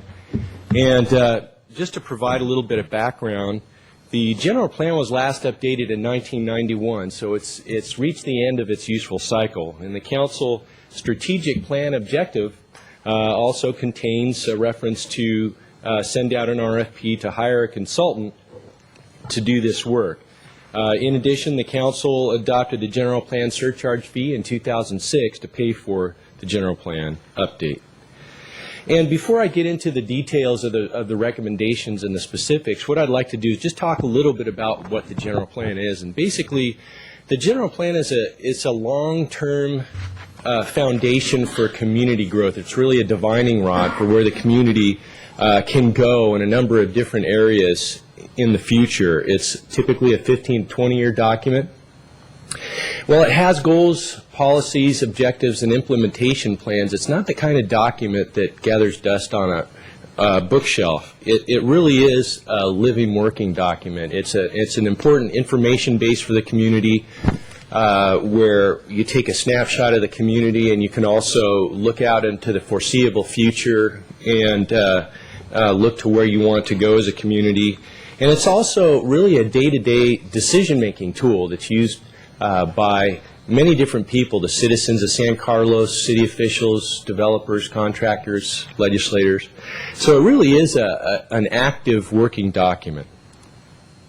Now, in terms of the general plan elements, I wanted to talk a little bit about the different elements that you've read about in your report. And some of them are the required elements that are required by state law, and here they are on the left side of the screen. So there's 7 required elements per the state law. And in the city of San Carlos, here is our list of existing elements in the city of San Carlos. As you can see, circulation and scenic highways is an element, as is open space and conservation. And state law allows you to combine where you think it's necessary or is valuable to do so. The circulation and scenic highways element has already been updated in the last year or so, so that doesn't need to be included in the update. In addition, the housing element was last updated in 2001, and its useful cycle is up to 2009, so that doesn't have to be included in this general plan update either. So these are the elements that we have here in the city of San Carlos. Now, in terms of the recommendation, as you see here, there's a couple of different colored recommendations there in green, and you see environmental management and parks and recreation. And currently, open space and conservation contains some natural resources policies, and also it contains policy for parks and recreation. And there currently is no environmental management element in the general plan. And so in talking about why this recommendation or this recommended strategy is before you this evening, in terms of environmental management, there's ongoing community interest in natural resources management. For instance, in July of 2005, the City Council developed a natural resources vision, and this vision included enhancing the local environment, creeks and open space, exploring developing a green building ordinance, and considering a natural resources element. In addition, at a town hall meeting in December 2005, the community identified important assets in the community, such as resource conservation and management, green building, and solid waste management. From this meeting, the Natural Resources Task Force was formed, and additionally, the Natural Resources Task Force and the Flooding and Land Use Committee, FLUC, have expressed interest in being involved in and doing more in the general plan in terms of natural resources management. As early as January 22nd, when the Natural Resources Task Force went before the City Council at a study session, there were a number of people in these groups that expressed interest in doing this. As you see on the left-hand side of the screen, there's also a recommendation to include a Parks and Recreation element, and some of the things you see in red there are areas that could be included in these elements. So these are just some of the examples of things that could be included. In terms of Parks and Recreation, at their February 7, 2007 meeting, the Parks and Recreation Commission formally recommended that the City Council include a Parks and Recreation element in the general plan, and that a Parks and Recreation element would basically organize all the Parks and Recreation efforts in a coherent and united way. And you may be asking yourself, well, we just sent out an RFP for the Parks Master Plan, but the difference here is that, for instance, the Parks Master Plan focuses on the systematic enhancement and renovation of facilities throughout the city. An element such as this would include that. It would include Parks and Recreation programs now and into the future. So a Parks and Recreation element will combine the facilities and programming for the parks, and would set forth community goals for the next 15 to 20 years in this area. Now, as an alternative strategy, in light of the current economic conditions and budget constraints, refining the scope of services to the mandated elements will allow development of an adequate, but really not an exceptional, general plan update or policy document. It will control costs. Issue areas such as natural resources and parks and recreation, and also public outreach, would need to be limited under this strategy. Now, in terms of cost, currently $200,000 has been budgeted for the next 2 fiscal years to pay for the update through application fee surcharges. And however, an enhanced plan to include a natural resources element and parks and recreation element is estimated to cost about $400,000, and that includes an environmental impact report to support the document. So there you have the recommended strategy and the alternative strategy, and I'd like to talk a little bit about, before I conclude, a little bit about recommended process. It's recommended that the city use a collaborative process, similar to collaborative processes that have been used in the past for specific plans. It would be a community-based process. It's recommended that a steering committee be put together by the city council, made up of residents or people representing a broad cross-section of interest throughout the community, to examine the issues and guide the process. Also, there would be a place for advisory or ad hoc committees, such as Natural Resources or the Parks and Recreation Commission or other commissions and committees to advise the steering committee or other parts of the process. Community meetings and workshops would be held throughout the community with stakeholders and others.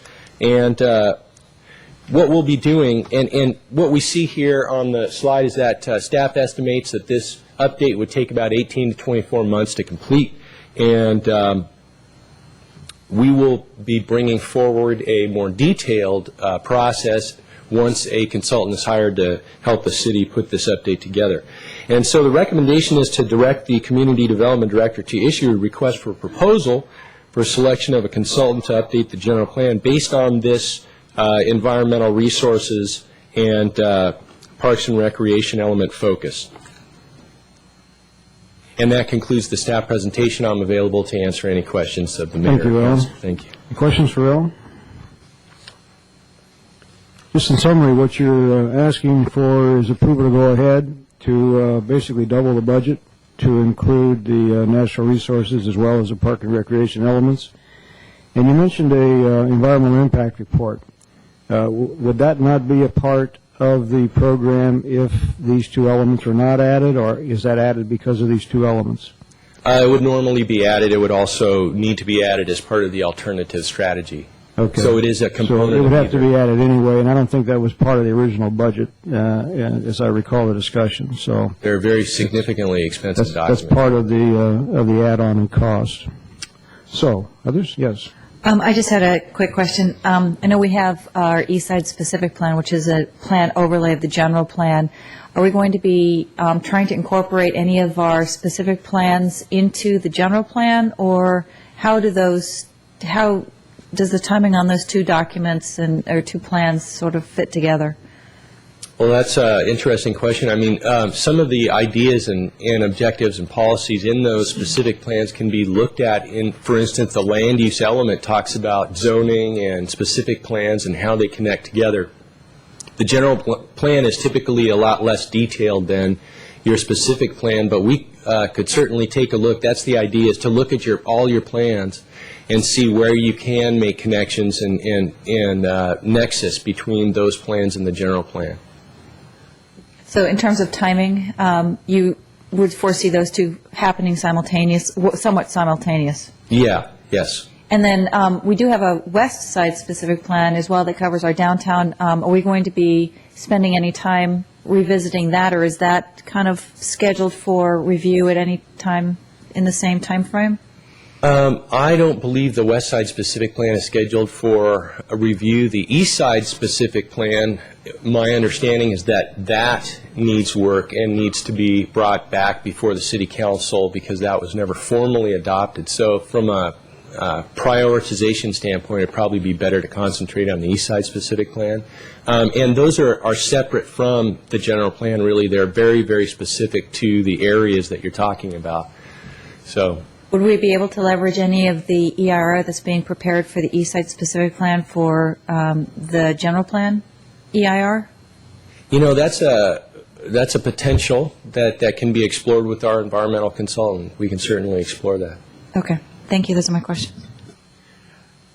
Vice Mayor Lewis. Thank you. I'm a big believer in schedules to stay on budget and stay on task.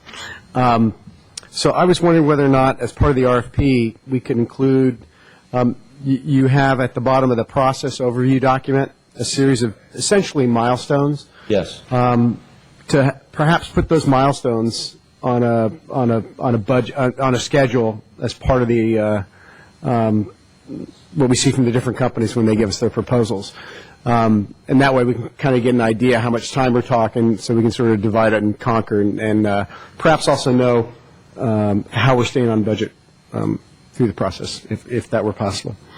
That's a good idea. And then the other question I have for you, it was great to read I appreciate some of the attachments you put along with the report. The Mountain View environmental management element was great. There's a vast document. I was surprised at the coverage of that. I guess there's 42 policies in total, and it's a really large range, which I was curious to see how they were going to include park and recreation and natural resources and open space, and they even go into safety and a bunch of different things in that area. My question was, there's some, sort of curious, I certainly understand the desire to tease apart park and recreation and environmental management, and they certainly take slightly different disciplines, and we have to sort of divide and conquer in these things. There's also some areas where they sort of intertwine and overlap. Just to pick a few, I realize that there's some. We're just picking general subject areas to a certain degree. They're not in the plan for sure yet, but with conservation and wildlife being on sort of the environmental management side, and then trails and open space sort of being on the park and rec side. And I guess what I'm wondering is, does it make any sense to have those be part of one overall area? And it's not exactly a straight combined idea. It's really a matter of, in reading that Mountain View document, you see 42 policies. You really see how these two things can kind of dovetail in those areas that sort of intertwine. So I was just curious. It's less about the financial impact on preparation of it, but more how it becomes sort of a tool through policies and action items to sort of manage the process and define that as we move forward, because it should provide clarity for how we move forward, right? So I'm just be curious to hear your point of view on that. That's an interesting point. And what's really, really important with general plans and zoning ordinances and specific plans, when you have so much in so many areas that you're looking at, is to make sure that it's real clear the division between those areas, but also where the nexus is between land use and noise or hazards and things like that. So part of it is in how you organize the document, and a lot of time is spent on how to organize this so it's friendly to the reader. It's very clearly applicable when it's picked up by a planner, when they just come into work, for planners that are going to be here, or people, citizens in the future. So a lot of time is spent on the organization of it. And there is a nexus, and there should be a nexus between the different areas. The concern is that in some general plans, if you look where they have made those combining things, is things get lost and things get blurry. And it's very difficult to use it on a daily basis and apply it. And only the technicians are able to really apply this thing after day after day after day. So that's the challenge, is to make it really clean, really clear, and separate those ideas and find those nexus points. Right. So I appreciate that, and I kind of, when we get to the maybe discussion part of this, I have a kind of question for council that's been on for longer than I have, and that is, what you described, what I sort of read in some of these example documents, is that the general plan can actually be a living document that we all sort of look at and refer to and move forward on. And yet, in the year and a half that I've been on council, the general plan sort of seems like this kind of Wizard of Oz thing that is out there that was created 15 years ago. But I mean, we never, to my knowledge, it's not a living document that we sort of use as a vision document.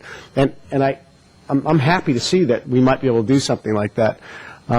But I'm sort of curious, do we feel like we've had that success in the past, or is this sort of a new way to look at the general plan and integrate it in the way we move forward? So maybe I'll present that for, council discussion. I want to say from my experience, what we're seeing as a part of our attachments are a far cry from what we have on file.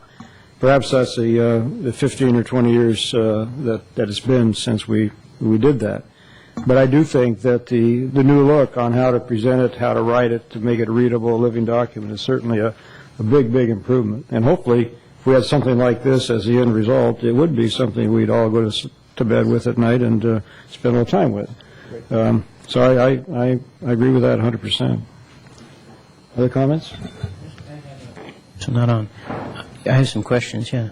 Well, I was just going to comment to Brad's question. I mean, I really think of the general plan really more of the land use document. That's how I think we typically use it here in San Carlos. We don't really look at it from the standpoint of the other policies, or really when we rely on staff to say that it's consistent with general plan whenever we're approving something. So we don't actually bring out the document and look at it and say, yes, is it really consistent, but we assume staff has done that. So it would be very nice, I think, to update it and make it a little bit more user-friendly, and to be able to have it is something that we've put thought into. The communities participated in their development, and then also be able to share it in a user-friendly type of format. So Good.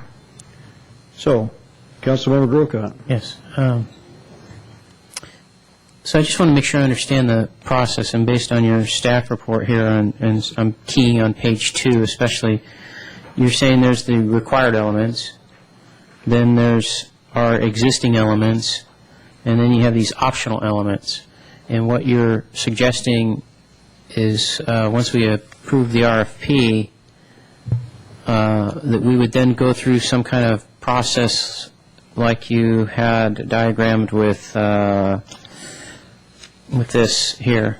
Al, if you could look up here for a second, I think you can see it. So what you're suggesting, right, there it is on the screen, that once we go through this process, then we would come up with a general plan with bullet point items that could look different from what we have as an existing general plan. And what could be included, maybe or maybe not, are these optional elements. But you're suggesting strongly right now that what we do include are these natural resource management sections and parks and recreation sections. Am I understanding that correctly then? That's correct. And the idea there is that these are sort of the title or headlines for those elements. And underneath those elements, you could have a lot of options. And it's really part of the community visioning process for the general plan would be to decide what is important. And I think the community has already done a lot of work in that regard in terms of natural resources with creeks and sustainability and energy conservation and things like that. So we know that there is interest in certain areas, and it would be to focus those out, make sure that we're hearing the community, and make those determinations once we get into the process. And then I wanted to focus on one of these because you have under recommended strategy, natural resources and recreation option, item 3, explore developing a green building ordinance, and you mentioned some history on that in here. What I didn't see included in the history, that did go to the Planning Commission not too long ago, and they recommended not going into that area, and they sort of put they just put it to bed that way, shall we say. So we haven't seen that since then, and I think Council was okay with that recommendation not to get into green building.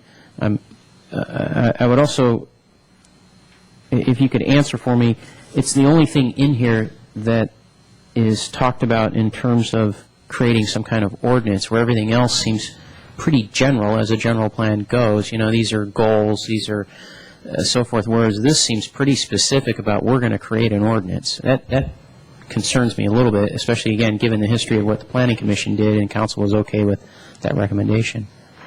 Yeah, I would agree with that. I think that language is too specific. So that would be something, if the community did, or the council or the advisory committee did decide at some point to do that and rethink that, it didn't mean to be a suggestion that it should be that way. Okay. Yeah. So maybe we would soften up that language before we go to RFP? Yeah. Okay. Maybe explore green building and ideas for green building. And for the council, working in that area and dealing with some of that, the thing that I would be concerned about for us as a city is if we got too strong into that, we might kill some of our economic development. A lot of the green building materials and so forth, they're there, but they're still pretty expensive because the market isn't that broad right now. Mm-hmm. And I would hate to see us undermine ourselves by requiring something like that. The other thing, the something I don't see, and if you could address this or speak to it, I don't see anything in here about annexation policies. You know, we have a lot of unincorporated county, and I know we have annexation policies, but I just didn't see it addressed in the general plan. Would we want to address that in the general plan? It's something that could be certainly referred to in the general plan, and it may actually be in the land use element. I just haven't seen it, and it would take me a minute to find that. But it could. That is something that could certainly be addressed. The city's ideas for annexation, policies, objectives, goals in that regard. Okay, and I do know that we have. Yeah, it's in the land use element. We have.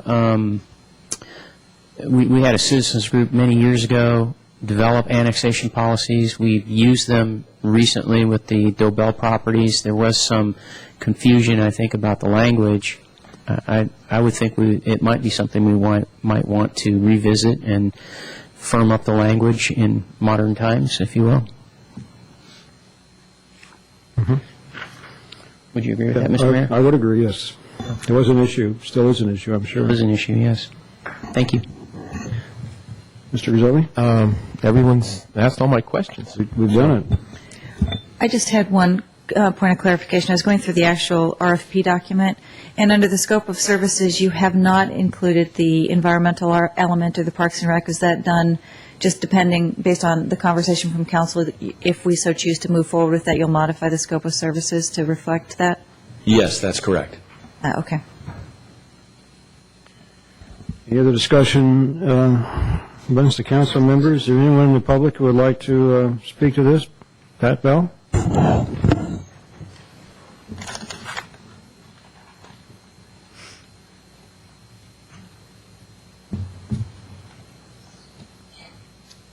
Well, I know you'll be surprised to hear that I want you to set aside natural resources as a separate element.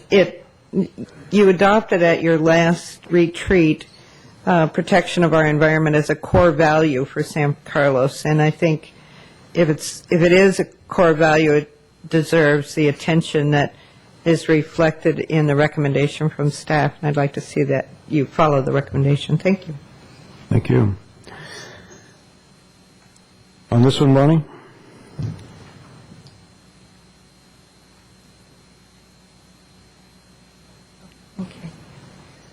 Bonnie McClure, San Carlos. I would encourage you to use language for the green building in the, not omitting it, but as he said, maybe you could just have a general statement of encouraging it, because there's more and more green building being done. There are more and more scales of adhering to the principles of green building, but they're still in the forming stages, and as Matt says, the expense is pretty high for those of us in construction, but it's such we're going to have to do it. So I encourage you to not omit it from the study, but make it loose enough to encourage it so that you can make the developers realize that you're watching them. Thank you. Thank you. I believe the concept here is that it be included as a discussion point. Whether it ends up as an ordinance is way downstream, but at least it be a part of the consideration. Anything else? Is there a motion? I would move authorization or authorizing the Community Development Director to issue a request for proposal that will include the scope of services as in Exhibit A, and also include elements for the environmental and Parks and Rec per their staff recommendation. Second. A motion made by Councilmember Doherty, seconded by Councilmember Grizzelli. We have a roll call, please. Councilmember Teagle Doherty? Yes. Councilmember Grisilli? Yes. Councilmember Grocott? Before I vote, I just want to make sure some of the things that we discussed, Al will be picking up, even though we've stated the motion as we did. You understand the request from Councilmember Grocott? Yes, and we'll go back and look at the minutes and make sure that we understand. And I do, I understand. Very good. In the schedule element as well? Yes. Great. All right. Good, then I'll vote yes. Thank you. Thank you. Councilmember Lewis? Yes. Mayor Davids? Yes. Well, thank you all, and carry on, Al. Let's It's a big project ahead of you.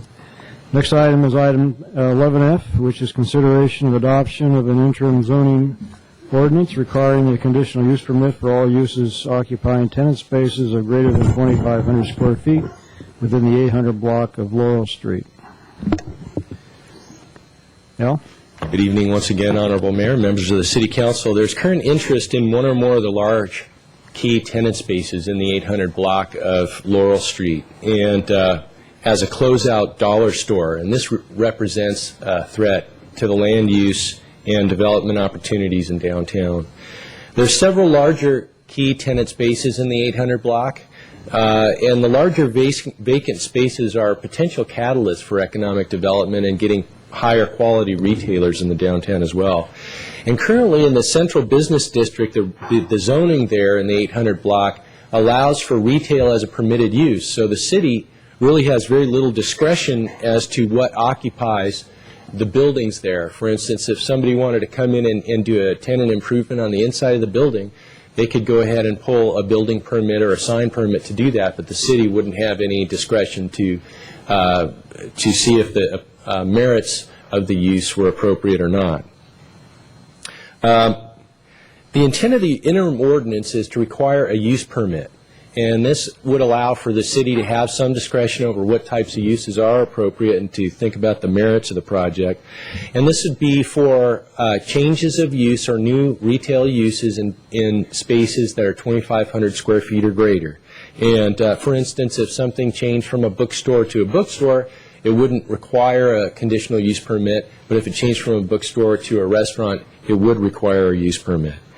In conclusion, there's an immediate threat to the retail enhancement and economic development opportunities in the 800 block of Laurel Street, and approval of the proposed ordinance would give San Carlos the option of reviewing the merits of these uses, and it would also give us some time to take a look at the uses in that area and bring back any ideas to the council in the interim 45 days where the interim ordinance is applied. So there's a 45-day period where the interim ordinance is applicable, and within that 45 days, if you approve that or authorize that, staff would bring back an ordinance to extend the life of that, and at that time the council could consider other ideas. And that concludes the staff report, and I'm available to answer any questions. Thank you, Al. Any questions for Al? I have one question. Tails onto the statement you just said that we could expand any other ideas or look at other ideas. Would that include expansion of the ordinance to say the central business district and not just limit it to the 800 block? Yes. Okay. Al, I had a question. Do you know if the property owners along this area have been notified of this tonight? They have not been notified of this. For the interim ordinance, because of the immediacy of the concern in this regard, state law doesn't require that there be public notification for this type of an interim ordinance. However, for the public, we would hold a public hearing before the City Council where there would be public notification to all the property and business owners in that block. So when we bring it back, if we bring it back to the council, there would be that specific notification.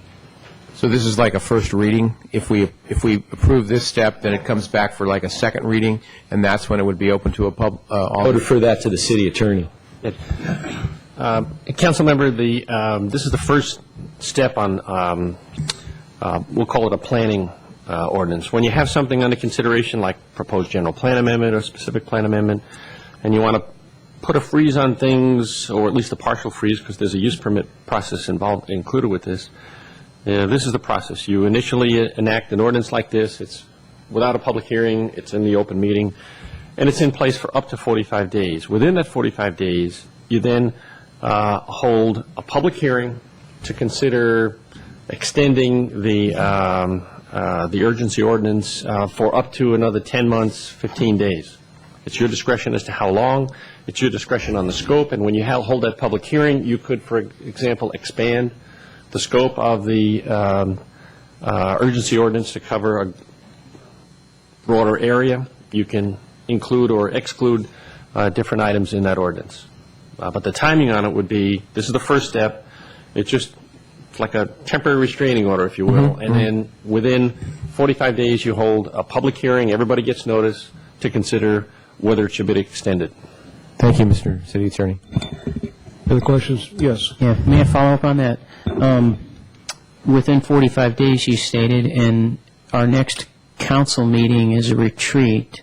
Do we fall within 45 days for the council meeting thereafter? Staff is considering coming back on March 12th. March 12th, okay. So that fits within the 45-day window. Thank you. Quick follow-up question to the timing. My understanding is that we'd introduce the ordinance this evening. No? The emergency ordinance takes 4/5 vote, and you adopt it.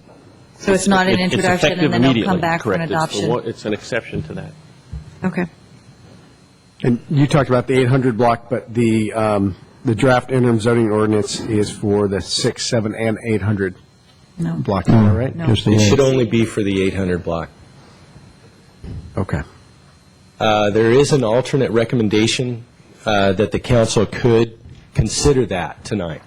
So it is, the council could consider extending it this evening, but that's not the recommendation at this point. Although, Al, on page 3, it does say, as Vice Mayor Lewis just pointed out, it does say 6, 7, and 8. So Okay. perhaps it's a typographical error. It's a typographical error. Well, I would suggest to the council we might want to do that, because if this goes through, there would be a potential for another side, I won't say which one, to open up suddenly, and we would have the same thing on our hands in the 600 block. City Attorney, is it okay if we do expand it to the 6, 7, and 800 blocks? Yes, you can. That's referenced in the alternatives in the staff report. The ordinance itself was just drafted for the 800 block, but we can simply change the wording in the first section of the ordinance. Thank you. I'd actually like to ask a following question of the city manager. My understanding is if we limit it to just one block, there's a lot fewer property owners and things like that we would need to talk to regarding this. If we open it up to the 6, 7, and 800 block, will we be able to then prepare and look at consideration of a real zoning ordinance within that 45-day time frame, given the fact that we do have this retreat and some other things? That was the concern. That was the primary reason that we restricted it to one block, is because of staff limitations in terms of taking on the entire Laurel Street corridor. It may be something that the City Council wants to do. It may be something that we decide to do even at the workshop on the 26th. But we would ask that you help us work through that in terms of what our priorities are and what our entire work program would be for the planning staff. I mean, it may cause us to defer some action, for example, even on the general plan, such as what we talked about tonight, if we're going to spend a concerted amount of effort of doing the entire Laurel Street corridor specific to this issue. So for this evening, we could actually move or adopt one for the 6, 700, and 800 block. However, the final one that comes back may be limited to just one block, right? I mean, the final version of this doesn't necessarily have to mirror what, sorry? Yeah. In taking a look at our agenda itself, I think we noticed this as just an interim ordinance for the 800 block. Okay. We didn't reference the 6 and 700 block. So I think as far as expanding this particular 45-day ordinance to the 6 and 700 block, I don't think we could do it. I think we're limited to the 800 block tonight. When it comes back on March 12th, that notification can include a broader area. But I think we're limited tonight. I think our agenda Just from the simply noticing. references the Okay. 800 block, and people in the 6 and 700 block wouldn't have realized. Yes. The agenda just says 800 block. That's Right. Okay, anything else from up here? We have 3 requests for public speakers. Thank you, Al. Margaret Desmond, followed by Pat Bell, followed by Cheryl Palmerick.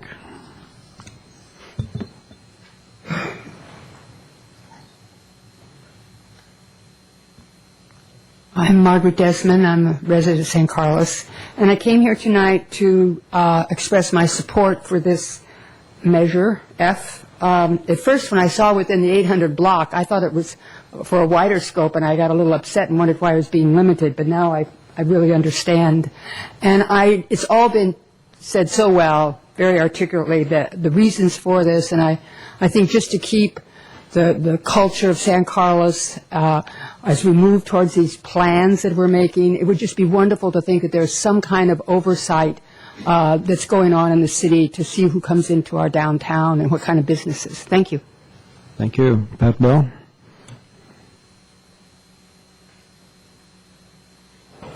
I agree with everything Margaret said. I would like you to consider making it the whole downtown area. I understand why you have to limit it tonight, and I applaud Mr. Savé for being on top of this.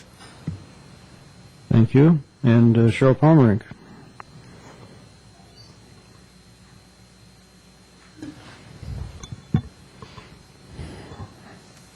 I'm Cheryl Pomerink with the San Carlos Chamber of Commerce, and this came up very suddenly, so I'm not speaking on behalf of the Board of Directors, which hasn't had a chance to review this. But as the Chamber exec, we have many, many calls about different properties that come up and concerns about what's going in and that type of thing.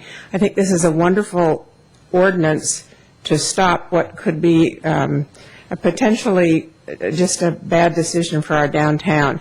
I think the economic opportunities that we have talked about recently with the Bill Lee study and so forth, this gives us a chance to really look at a large property and make some decisions that would be wise for the economic future of the town. I agree with the previous speakers. It's not in keeping with the characters, or some of the suggestions for the property are not in keeping with the character of our city.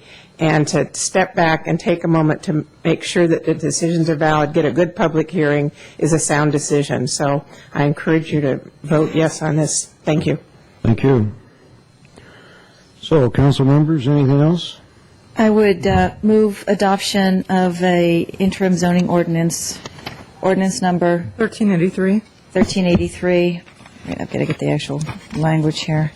And interim zoning ordinance of the City of San Carlos pursuant to Government Code Section 65858A regarding retail uses within the 800 block of Laurel Street. A second. We have a motion and a second. Any question? Roll call, please. Councilmember Teagle Doherty? Yes. Councilmember Lewis? Yes. Councilmember Grocott? Yes. Councilmember Grisilli? Yes. Mayor Davis? Yes. Okay, well, that brings us back to our agenda item number 11A, which is the consideration of approval to adopt a resolution to increase fiscal year 2007 general fund and non-general fund expenditures. Mr. Moltke.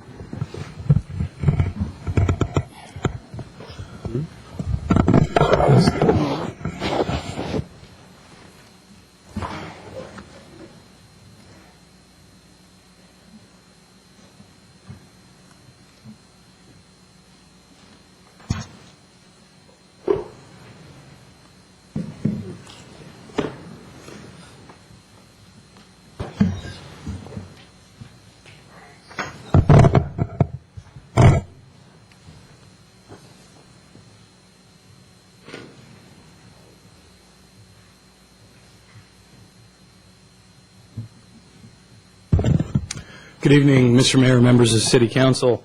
My name is Jeff Malpe. I'm the Administrative Services Director for the city.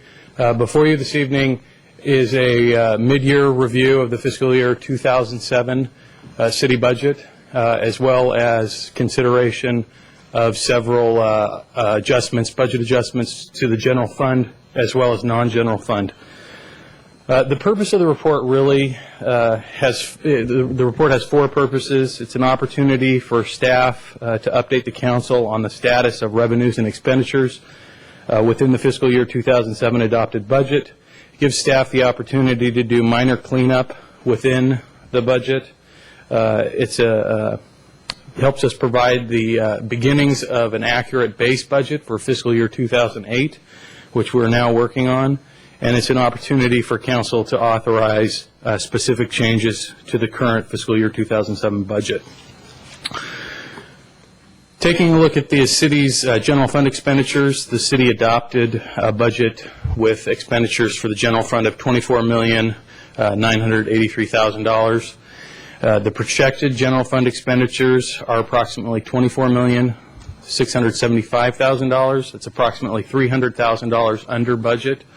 Staff believes that that's a fairly conservative estimate. This is mainly due, the savings is mainly due to vacancies that were in the budget, that were budgeted at the beginning of the year that we've been working on filling.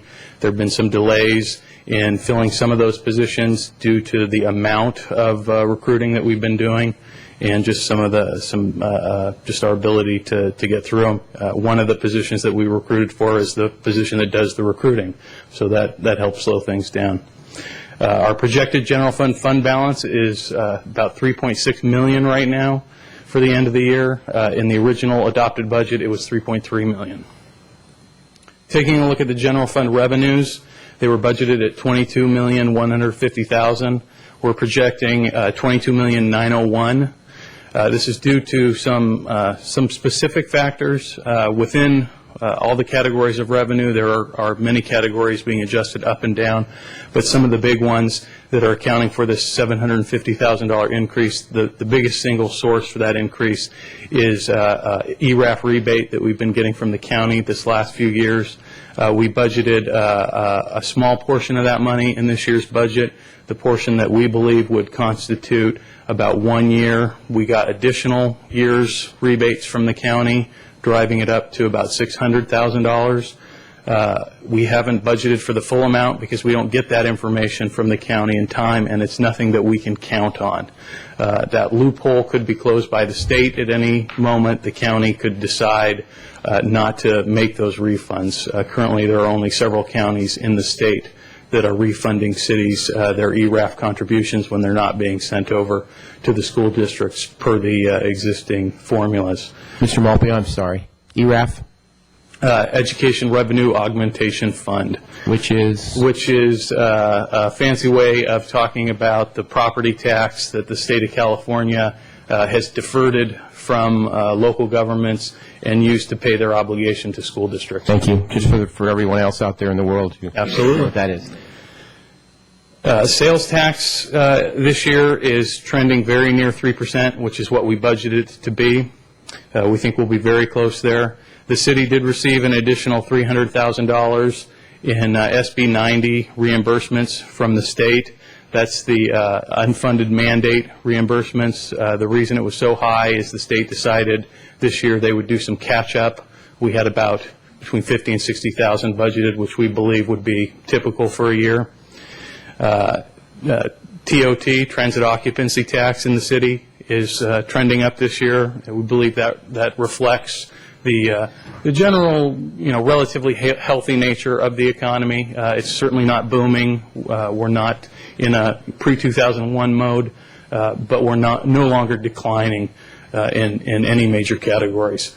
And then there are some fee-based services revenues which are down, particularly in the planning department. Building and public works are strong this year.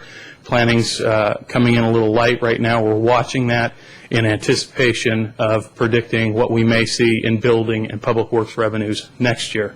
So stay tuned. There are some projects we understand that are going to be coming online the second half of the fiscal year that may bring that revenue up. Overall, we're not asking council to adjust any revenues this year. In years past, we have been doing a 2-year budget. This is a 1-year budget we're in now. We're not making any major cuts or reductions like we had mid-year. We felt at the adoption of the fiscal year 2007 budget that we had closed the structural deficit, that we have a healthy budget. We believe that now. We believe the expenditures and revenue data that we're looking at show that the budget is in overall good health. Just continuing on with a real brief overview of some of the non-general fund revenues. As you can see, we adopted about $17,392,000 in non-general fund expenditures. This year we're projecting that slightly over, and that's assuming you adopt some of the changes that we're recommending in non-general fund tonight. So in other words, it's tracking very close. If you make some changes tonight, that's going to drive it up. The revenues that were adopted, non-general fund, $16.1 million. We're projecting those up several hundred thousand, and the primary reason for that is in affordable housing and lieu fees, which are coming in higher than anticipated.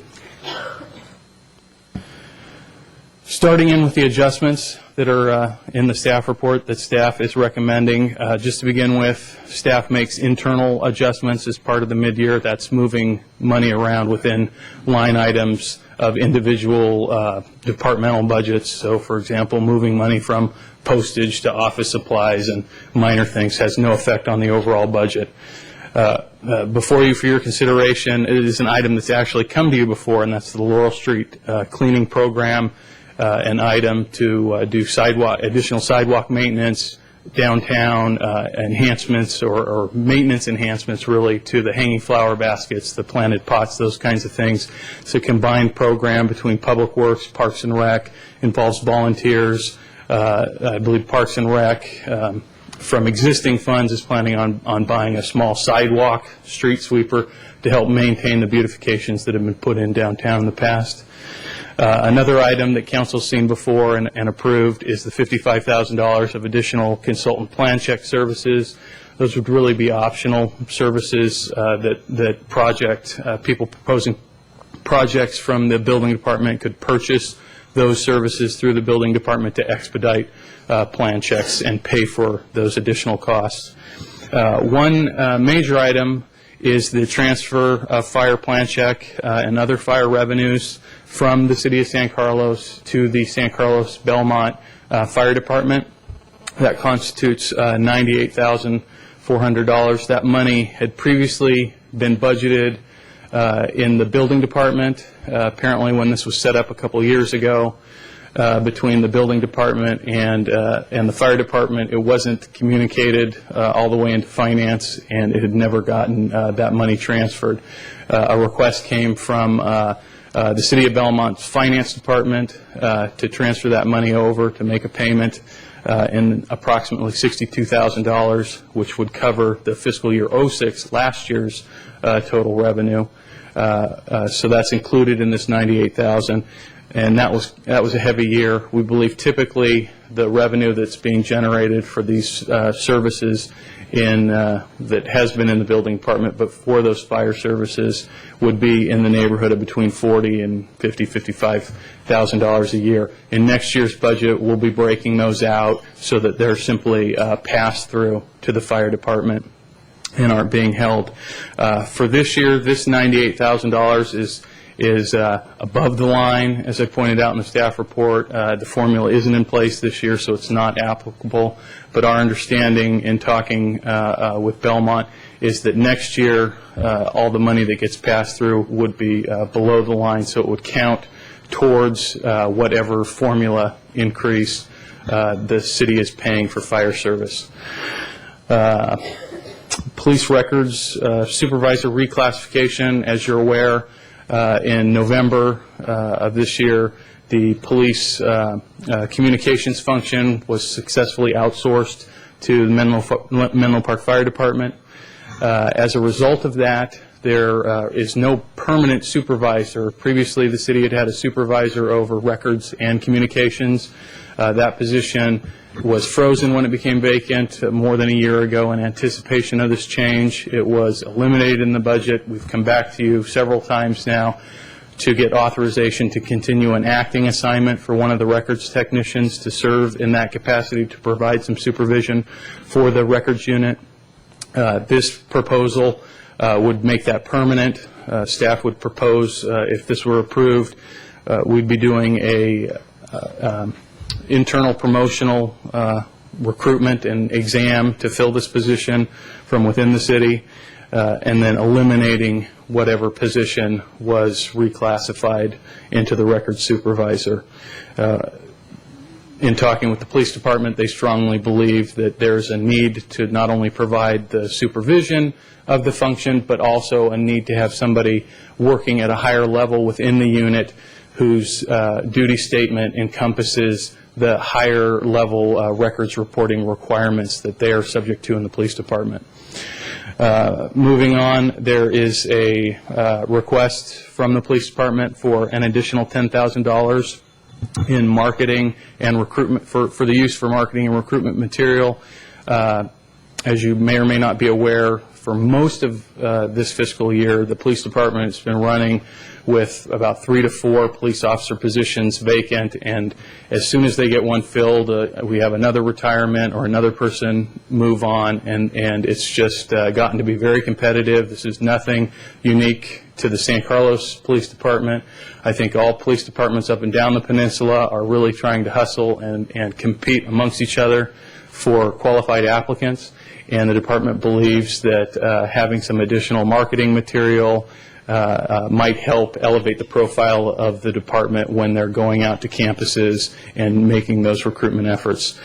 Finally, in terms of the general fund, there's a request to create a Public Works Administrative Assistant.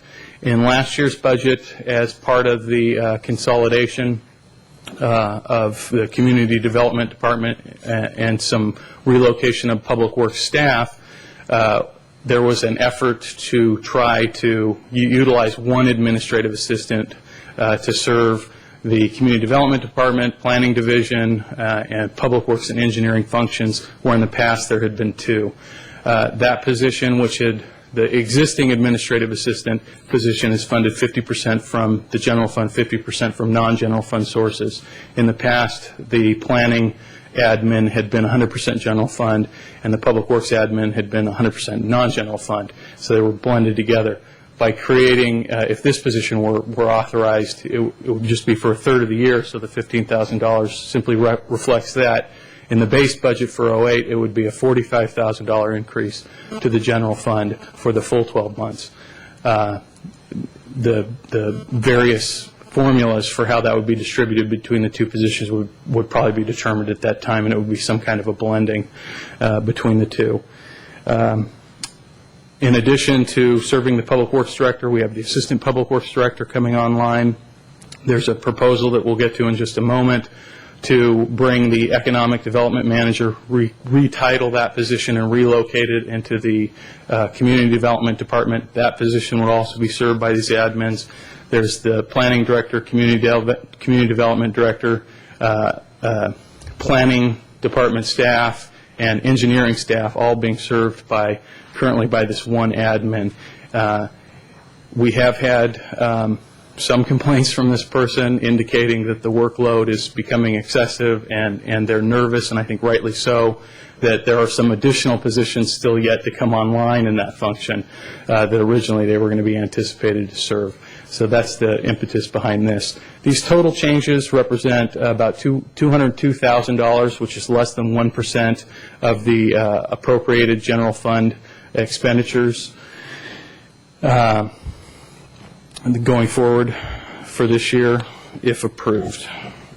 So we'll move on to some of the non-general fund adjustments. There are really just 3 here. Again, staff is doing some internal adjustments, moving some things around within budgets. One of the big ones here is the Burton Park Tennis Court Rehabilitation Project. I believe Barry's here if you'd like to talk more about this project or you'd like to hear more about it later.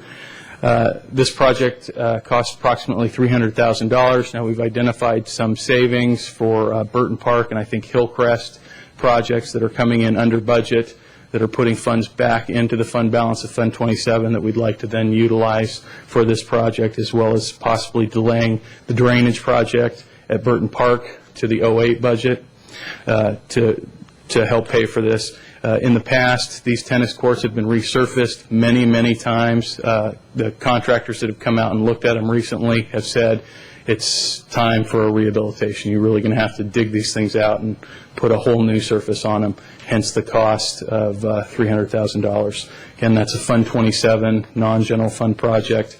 The redevelopment and housing manager proposal takes the economic development manager, a position currently occupied in the city manager's office, reclassifies it to a redevelopment and housing manager, locates it into the community development department, will be reporting to the community development director, would be responsible for working on economic development within the redevelopment function, the housing programs, and whatnot.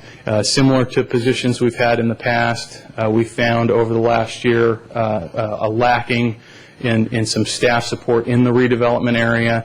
We did do a recruitment for the economic development manager position. It was unsuccessful. We got very limited candidates, and ultimately the city manager rejected all candidates. We believe that this position is a little bit closer to what we're seeing in other cities. We think we'll be more successful recruiting for this position. We also think that combining it with the new economic development director, Al, who has an interest and a background in economic development, will be a benefit to the city. In addition to those two resources, the city manager, the assistant city manager will continue to have an active role within economic and redevelopment functions. And then again, there's the other half of the Public Works Administrative Assistant, which is the non-general fund impact if the additional position is created.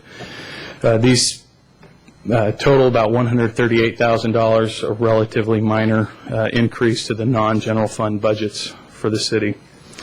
Just to give you a little bit of a history, we'll switch gears now, and we'll end by talking a little bit about where we're at preparing for the 2008 budget.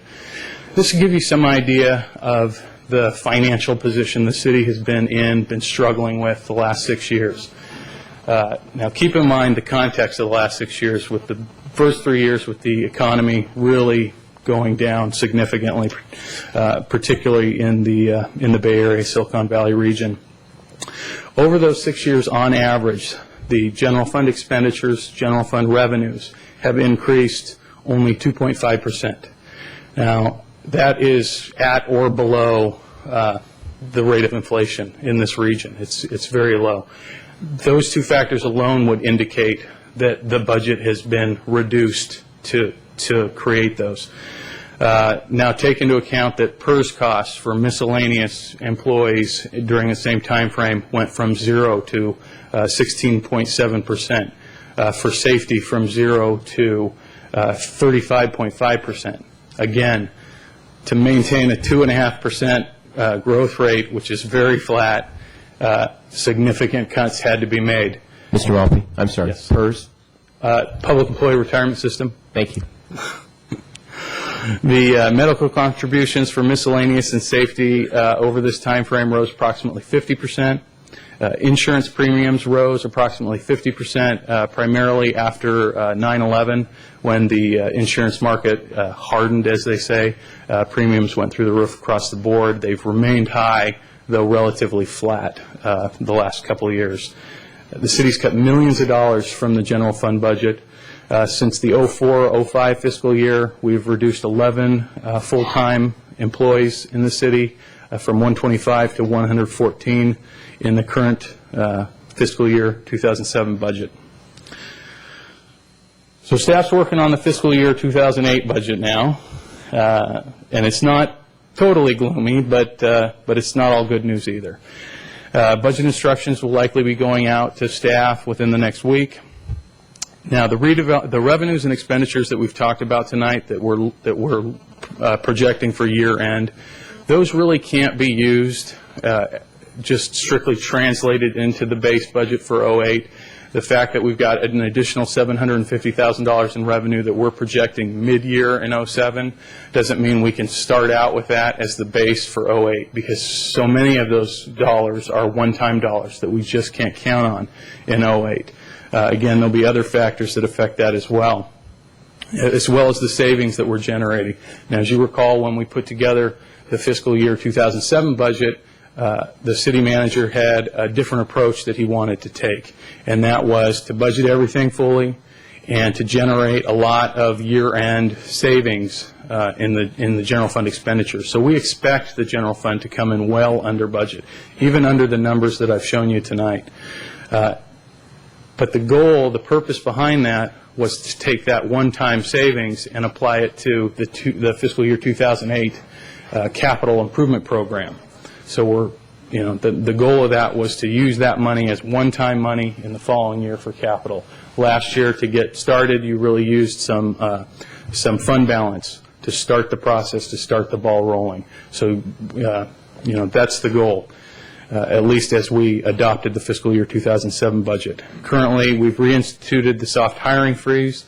We're anticipating tracking what the Fire Board is working on in terms of the, whatever formula, and we'll be watching for the adopted or proposed fire JPA budget, so we can build those costs into the city's budget for fiscal year 2008, since things are changing significantly in terms of how those costs are calculated from past budgets for the city.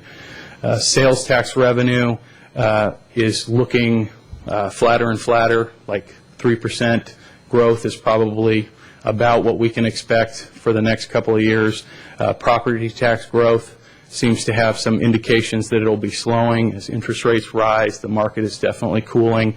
We're seeing some of that later, even in this fiscal year, and we expect that trend to continue next year. Next year, miscellaneous employees will receive a COLA per contract for the first time in 3 years. That'll have to be taken into account. We'll need to budget for inflation and other known cost increases as we do every year. We'll be addressing the city's unfunded liabilities for post-employment retirement benefits for the first time in San Carlos. I know Councilmember Griselli, Councilmember Groskat have already, I think, got a head start in that area in terms of an education on a lot of us from working on that through the fire issues.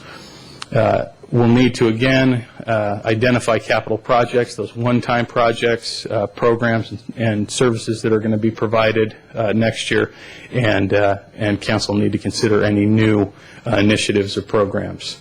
That's where we're at. There's a resolution attached for council approval for the actual adjustments. I'd be happy to answer any questions you might have. Thank you, Jeff. Questions for Jeff? Yeah, I have, I guess, kind of a big one. You made a statement that we're actually coming in under budget and everything's looking pretty rosy, but in my business, when my expenditures exceed my revenues by $2 million, roughly $2 million, that's not a really rosy picture. Well, that's actually, it's not giving you a complete picture, because what you're not seeing are the internal transfers between the funds that's balancing the budget. So if you just look at general fund revenue to general fund expenditures, you see that. But when you take into account the transfers with the other non-general funds, the services they're buying back, that's what's balancing the budget and bring it into alignment. So the expenditures are showing up, but we don't have an offsetting chunk of change for the transfers in from other fund balances, even though the expenditures are coming out of general fund. Correct. It's shown in the budget as a separate section of transfers, and so you can follow it that way. But looking at it simply revenue to expenditures, you would be correct, but the budget is balanced. Well, I'm sorry, but I just feel like we ought to have a complete picture instead of you verbally telling me everything's coming up roses. Agreed.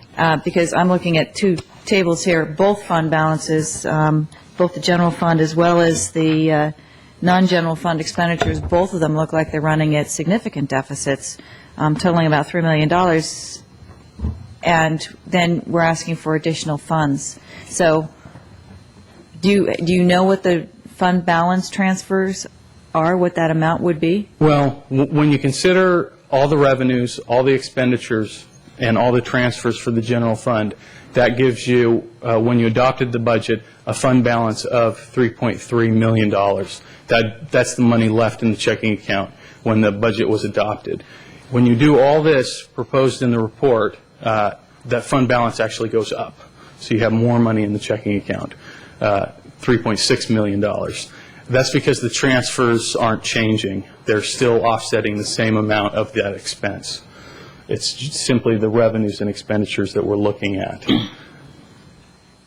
And this basically takes into consideration everything that was approved in the last budget. So, for example, the $200,000 for the general plan amendment is in there, but the $400,000 isn't. So we'd have to come up with additional funds for that.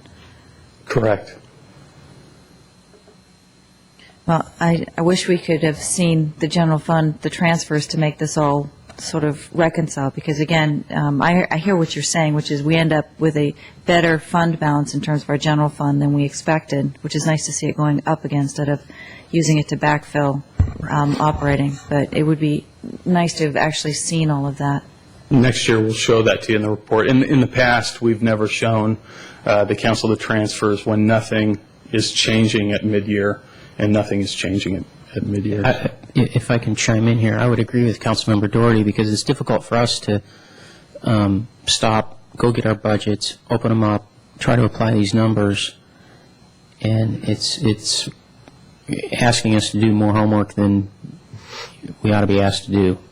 It should be in here. It should be in this report so that we can see it. I saw those same numbers. She's exactly right. It's 2.28 general fund deficit. If you just look at how it is in here, and 1.06 for the non-general fund, and you look at those numbers, and I agree with Councilmember Doherty. You look at those and you say, how can we continue this way? And I see what you're saying about the transfers. I wondered about that, but it's not in here. So yeah, that's correct. It's in the first couple of sections of the budget. Right. And these numbers are taken right out of the budget. So we tried to make it as simple as we could for you to go back and reference. No, the I absolutely, summary I document. believe you. I mean, anyone else looking at the staff report, the general public who may not know about these fund transfers, again, would be looking at it going, you know, the city council must be printing money back in the back room, because, you know, you can't continue to run at a $2.8 million deficit and consider new programs and things like that. So I will take it on your word that indeed we are balanced, and that we've solved our structural deficit for the 2007 year. So, Jeff, aside from that reporting glitch, the bottom line is that we're about $750,000 over revenue expectation. Correct. And we're about $300,000 under expenditure expectation, which is about $1 million to the good. Correct. And the proposal is to take $202,000 plus $45,000 for the public work assistant, plus another $200,000 for the general plan, and take that out of the excess. That would be correct. Yes. Take it out of the. What we're proposing is you simply take this out of the adopted fund balance, rather than going back and reapproving all the revenues. I mean, remembering that the purpose of this is just a mid-year review. Right. We're just several months away from the 2008 study session with council. So we're not wanting to redo the whole budget, but simply get council's authorization for any additional expenditures that aren't contained within the existing budget. Fund balance is enough to do that. As we've showed, we're projecting revenues in excess this year because of one-time money. We're also showing expenditures under. Those expenditures should be even below that. Okay. What's in the report. Any others? Yes. The Chair, just as a follow-on to the Mayor's question, does it make sense, because the current resolution in front of us does not include the incremental $200,000 for the EIR? Oh, for that's general true, plan? yes. That's correct. So does it make sense to wait and amend it when it comes back, or to make that amendment at this point? And I'm seeing Mark. I guess personally I'm thinking that we don't know what that exact number will be yet at this time. We're going to issue the RFP. There will be other things that will need to be accommodated by that approximate $1 million. For example, we suspect that there will be a relatively large claim coming from fire services. There are other expenses that, and we haven't attempted to try and predict what all of those might be. We will come to you, and the plan, as Jeff mentioned in his reporting, was to have the money at the end of the year and then to allocate that money towards one-time expenditures moving forward. You know, so every year that we would actually have a reserve left over, we would identify either capital projects or large expenses, claims that weren't anticipated would be another category. Still, yet another category might be the general plan, for example. I think you can legitimately categorize that as a one-time expense. We've included it in the general fund, but we might want to think about that as a one-time expense, because it really is something Like a capital improvement program. The capital improvement is certainly another program, yes. But No, I'm saying the general plan is similar to a capital fit in improvement that program. category. Exactly, yes. It's one time. So, I mean, at this juncture, I don't think there's a need to include that. We certainly will need to accommodate that as we more fully understand what that cost is and what the other demands on this reserve might be. Yeah, okay, absolutely. Thank you for that That's a good call, thank you. Vice Mayor Lewis? I have a couple of questions.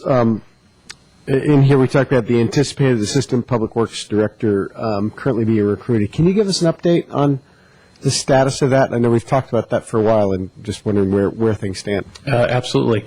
The city hired the services of Bob Murray and Associates to do the recruiting, an executive recruiting firm.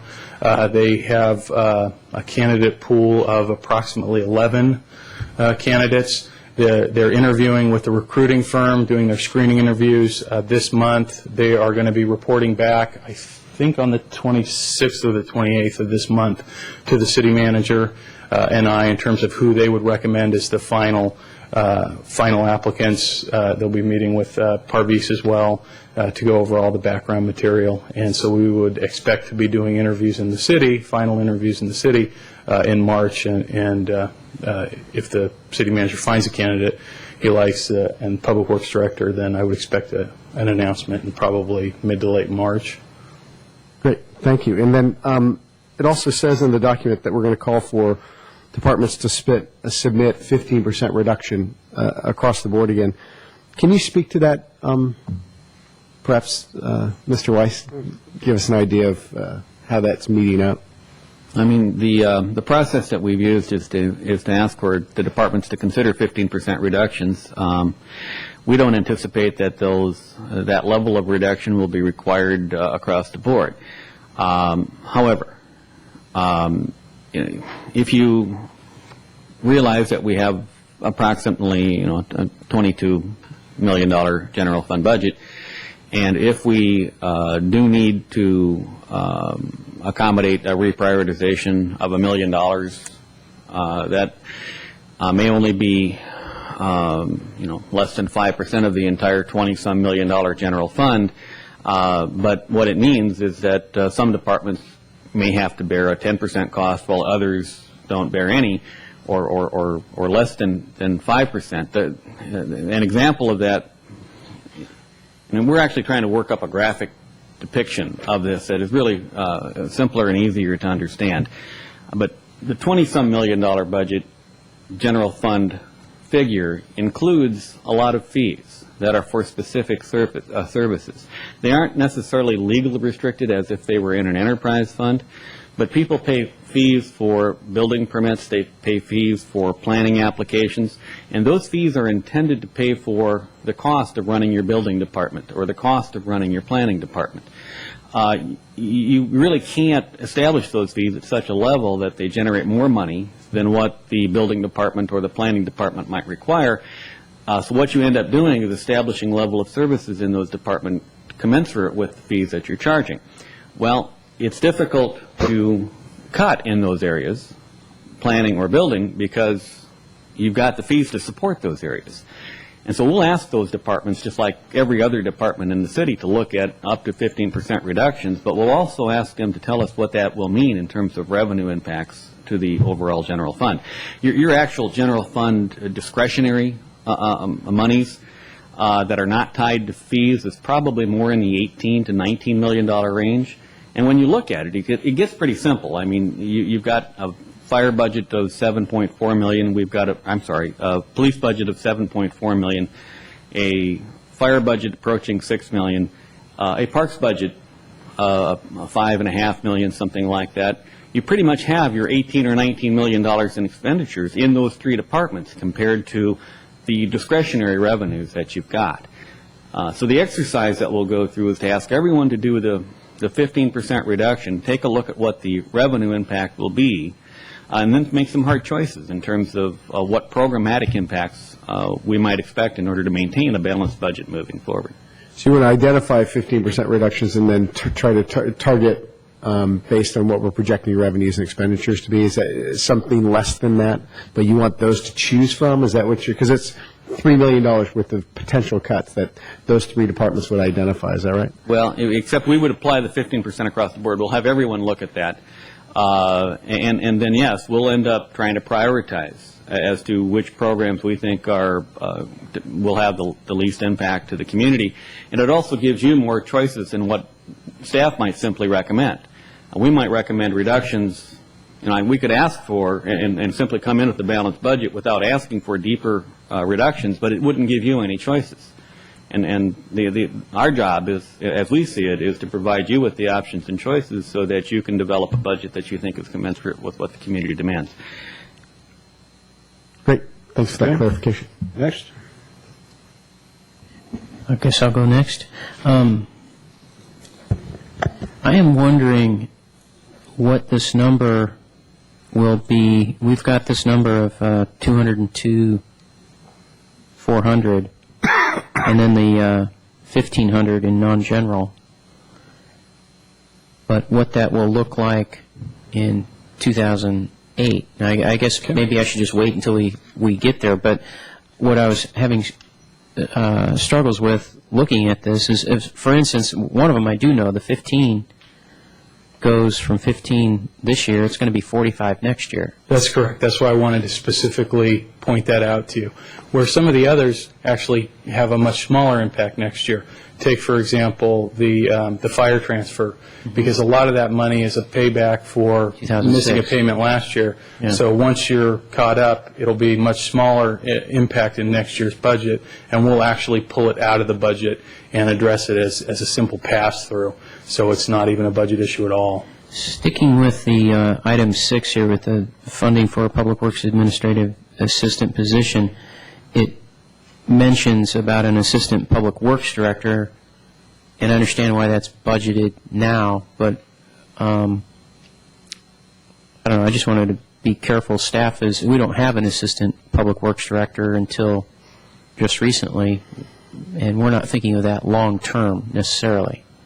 Yeah, that's correct. I mean, that the understanding that was talked about, as I recall, with council when that was created, was that after some transitional period, it was hoped that that candidate might compete to replace the Public Works Director when that person... So we'd go back to a structure similar to what we have right now, which is just a Public Works Director, no assistant. Correct. I mean that was the assumption that was talked about. I don't know what will be proposed to you when that happens down the line, but assuming that the assistant became the Public Works Director, then that might generate a whole lot of additional savings. Well, savings based on the last, based on a few couple years. But if you look, like say, you go back to 2005, we didn't have a assistant Public Works Director to budget.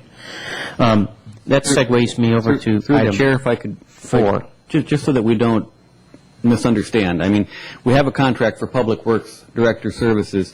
Within that contract, we have support services and a senior engineer as well as a traffic engineer historically, which has been part of that contract. Sure, and that's been in our budget for many, many years. Exactly. Right. And so with the new proposal moving forward, yes, you will have a singular city employee who will be proposed as an assistant Public Works Director, city engineer. Hopefully will move into the city engineer slot, but you might very well find that the city requires support services for that engineer, whether it be through a contract, similar to what we're doing in community development, or whether that's through additional personnel within the Public Works Department. That is an option. I think you need to keep that in mind moving forward for the long-term needs of staffing that department. It may not be realistic to expect just a singular employee without additional support to man and staff that entire department for all of the projects that the city has in mind. Well, I would say what's getting difficult, for me anyways, to follow as we do all this reorganizational stuff and so forth, and it's in a different report that we'll get to later when we look at revenues. We've got people going from directors to managers and, deputy city manager to your position, Jeff, and so forth. But there's not, what I'm not seeing, and it relates actually to item 4 here, I'm not seeing, okay, you took away this position at this many dollars, and you have all these that you've deleted, and then you have these that you've added. And what's the bottom line? What are the dollars bottom line? And item 4, I don't see that. I see it was very convoluted, and I almost pulled it from the consent calendar, but I see that it was in here, so I didn't. This whole issue of how many public records technicians we have, and then supervisors and so forth, and the positions were getting rid of, the ones we're gaining. What's the bottom line? We did it with the fire in some sense. It's very delineated here with fire, where the money's going. But I look at this thing with funding for the police, and I don't see it. And then I see something that says the total number of budgeted positions will remain at 3, and I'm saying, why? Why did we do a outsourcing with Menlo Park if we're going to keep 3 positions budgeted? Well, if I may, what was outsourced were communications dispatchers. Dispatch, I know. What we're talking about in this report are records technicians. There are currently 3 records technicians in the records unit. There have been for many years. We have a table that's included in the back of the budget. In the back of the budget, every year when the budget's adopted, that has a running several-year list of all the positions in the city, whether they were currently or in the past occupied or vacant, that shows the total. That's how I can go back and say in 04-05 we had 125 budgeted positions. In 06-07 the budget only contained 114 budgeted positions. But what the staff report is saying for the record supervisor, for example, is there are currently 3 records technicians. What the city is proposing is to reclassify one of them through an internal promotional process to a record supervisor. So in other words, you end up with 2 records technicians and 1 record supervisor. Still 3 budgeted full-time employees. It's not an additional employee. It's not a brand new supervisor to supervise the 3 records techs. So pull that into what I didn't pull from the consent calendar. What did you not pull from the consent calendar? I didn't pull from the consent calendar is item,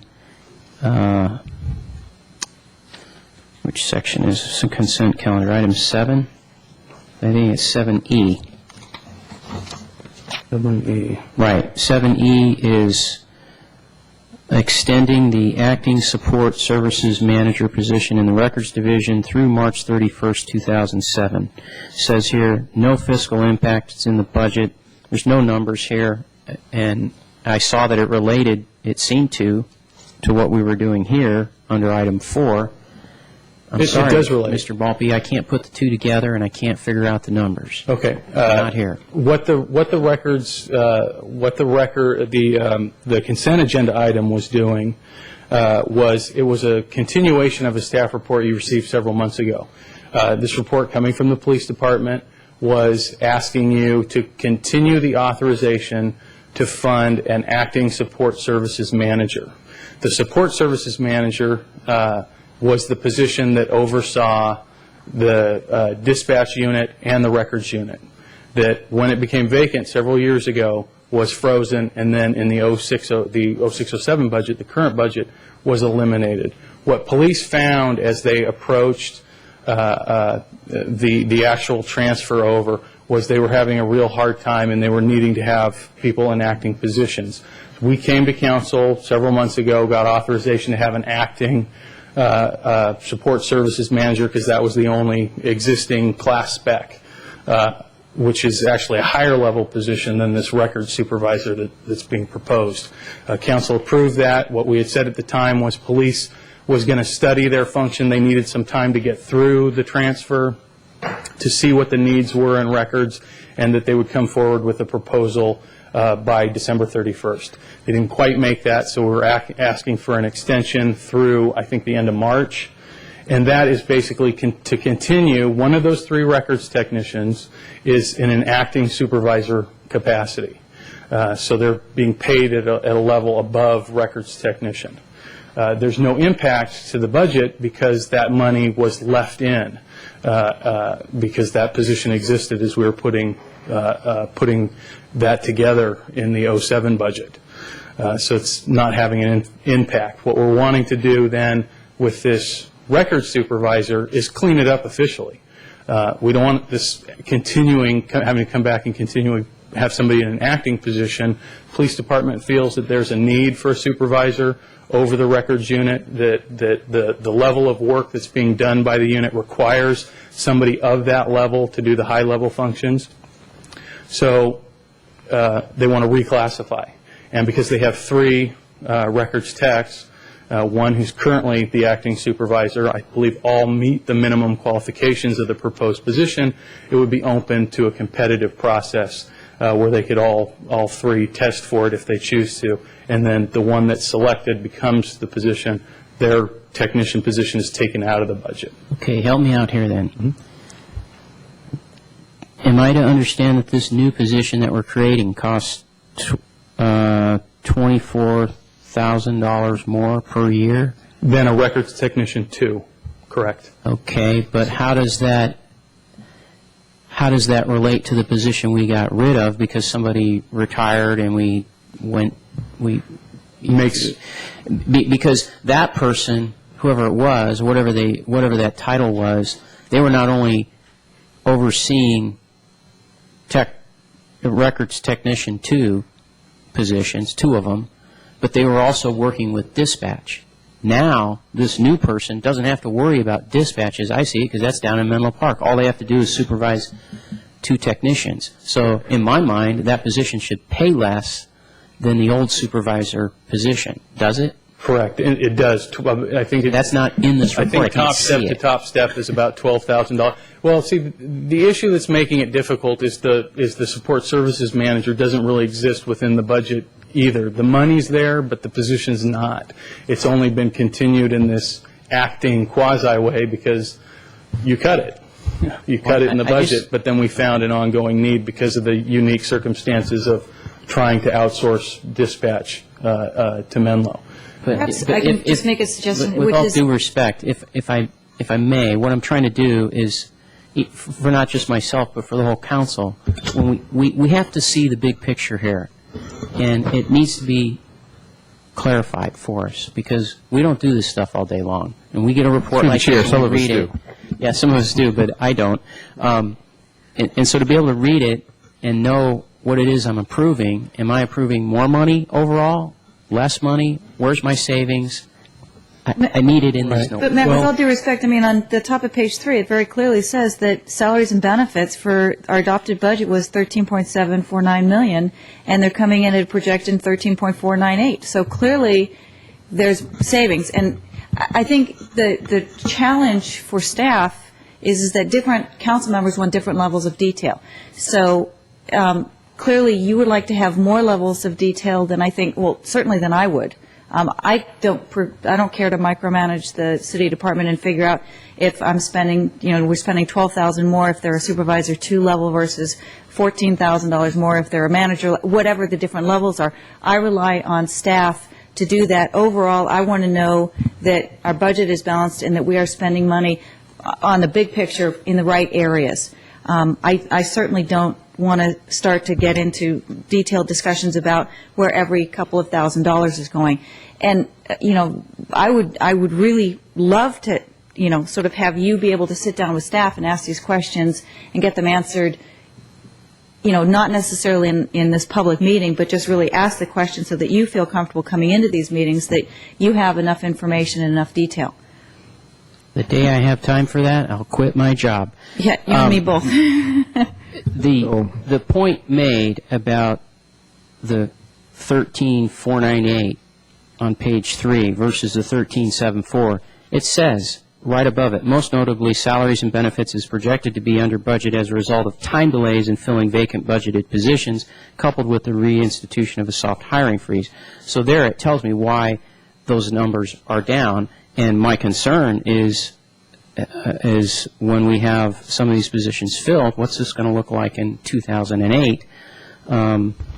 And I'm going to reiterate, when I read, especially when I compare item 4 to item 3, the detail is not there. It's hard to follow. It's hard to know what we're doing. And I would respectively ask that in the future we have that kind of information. Thank you. Okay. Anything else? We do have a resolution, which I believe speaks to all the items that Jeff would like to have us approve. Any questions on the resolution? And if not, is there a motion to approve? I'd like to make a motion to adopt Resolution 2007, 13. I'm sorry, 13. 13, to modify the fiscal year 2007 general fund Budget expenditures adopted of $24,977,843 by an amount of $202,400, raising the fiscal year. Sorry, I was a second. I didn't know you had to read the whole thing. I assume I do. I don't know. Is someone? The ordinances. We're okay with that. Pardon me. Resolutions are different than ordinances. Pardon me. Apologize. We have a motion I'll to approve. second. And we have a second. All right. Roll call, please. Councilmember Grisilli? Yes. Councilmember Teagle Doherty? Yes. Councilmember Grocott? Yes. Councilmember Lewis? Yes. Mayor Davis? Yes. All right, that moves us along to the next item in order, which is the reclassification or adoption of a classification spec for record supervisor and resolution amending the mid-salary schedule. More of the same, sort of. Is there a...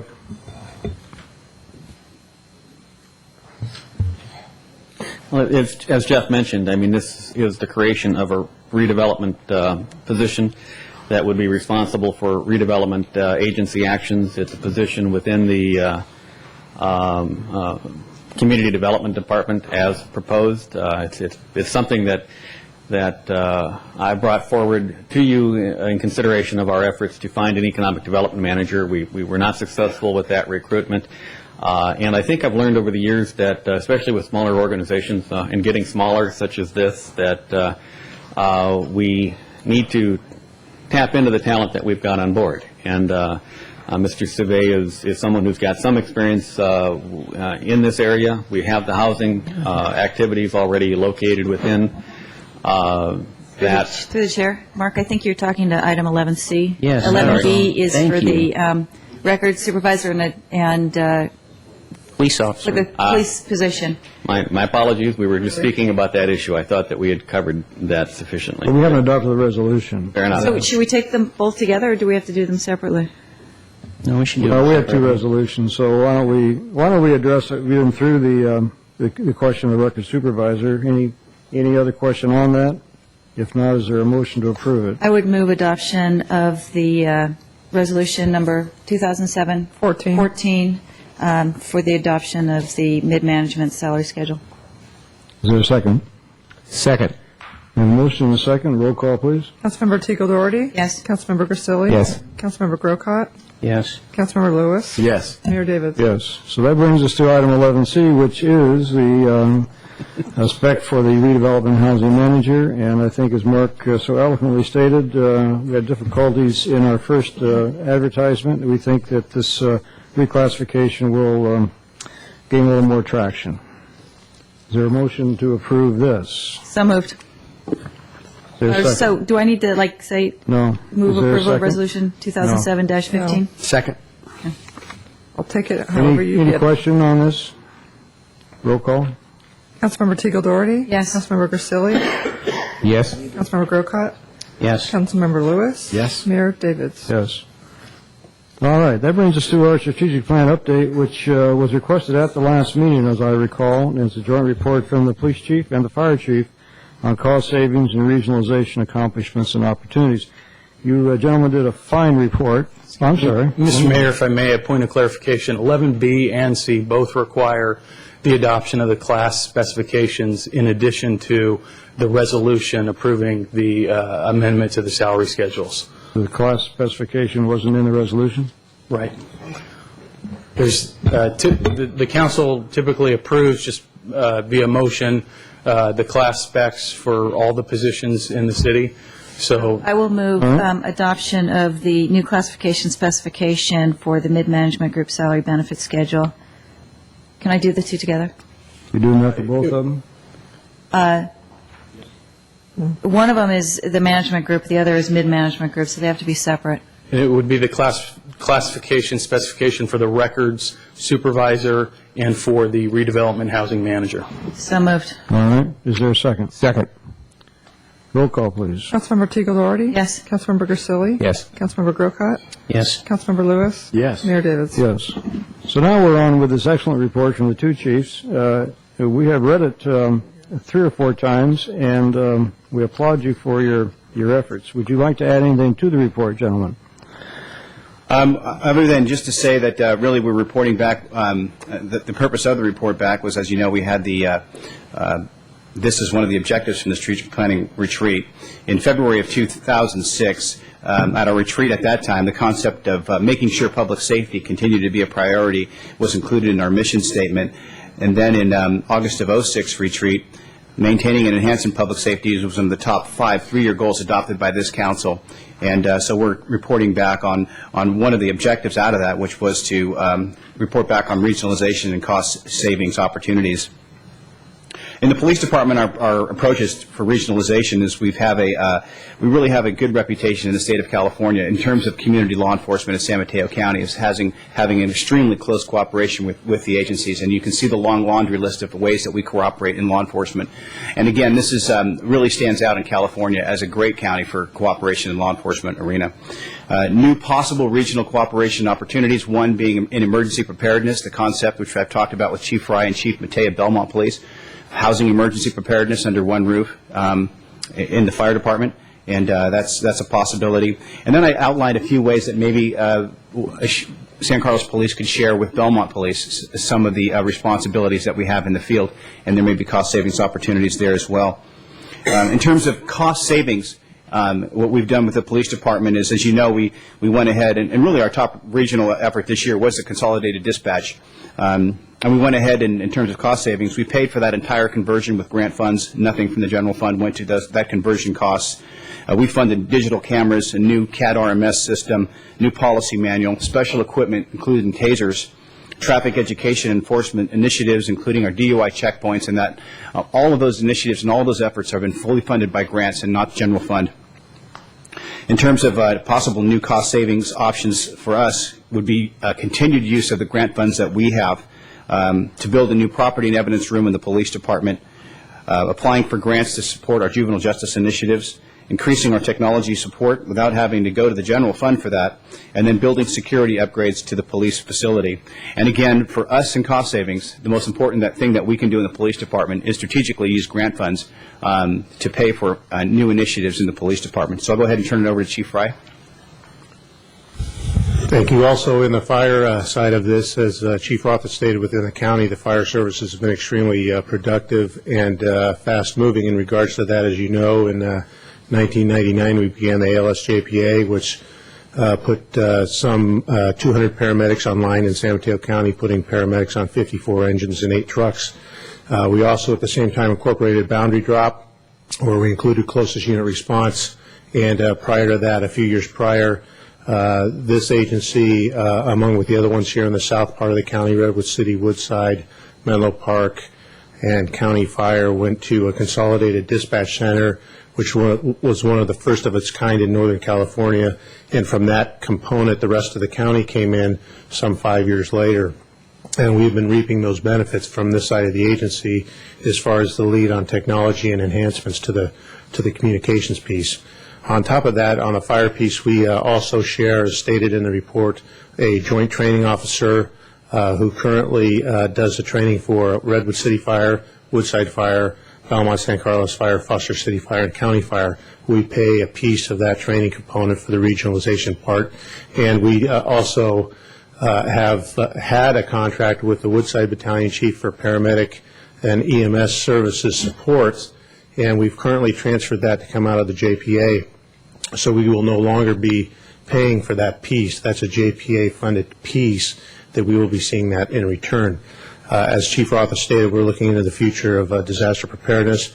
We are looking at many purchasing agreements throughout the county in regards to personal protective equipment, the safety gear that the firefighters wear, standardization of fire hoses, standardization of radios, and, of course, larger purchases of equipment and apparatus that will be working under a common specification to work on saving monies from a regional component. Okay, any questions for the two chiefs? I have a few. Go right ahead. Oh, no, I was just going to ask Chief Rothhaus if I can borrow that coat this weekend. Yes, sure you can. That's impressive. You can have all the stars with it, too. Yeah. Do you have a party this weekend? That's smart. I don't know. I just think it might just like to borrow it. Yeah. Yes, Matt? The question I had was, I noticed in here about, fire doing the purchase of equipment together. And Chief Fry has told me about that, even going so far as beyond our region and tagging on to Los Angeles and so forth when they order equipment. But I don't see that with police. Do they do that kind of thing, or? The way we do it is in large purchases, capital purchases, such as vehicles and whatnot, where we go on state bids and large contracts. But, you know, I don't see that in police as much as you do in fire. You know, we typically will go our own on purchases, and we'll look for grant opportunities often to fund them. Okay. And then I just wanted to comment that I like the things that you're looking at here as far as emergency preparedness programs and so forth. I take it that you'll be further researching this and bringing something to us at some point to talking about these consolidation efforts, or we could, as we approach this fiscal year, that would be a really good opportunity for that to happen, and so we can explore that, talk that, and find a way to bring that back to see if that's a direction really that both councils of Belmont and San Carlos would want to go. Okay. And the pros and cons of doing that. For what it's worth, I don't know, maybe other council members would like to chime in their opinion as well. When I read items 1, 2, and 3 that are on page 2 about each department has to field 1 sergeant and 3 officers on a midnight shift, et cetera, that section there, I favorably looked at items 2 and 3. I didn't so much look at item 1 as favorable because I just didn't want to see us have fewer police officers out there during the night, but if that's what that would mean. But anyways, I'm in support of what you're doing here. Thank you. Those are all excellent questions, and I would encourage you to continue the discussion process. And I agree with Matt in terms of emergency preparation or preparedness. I think that's an ideal consolidation issue if we can make it work.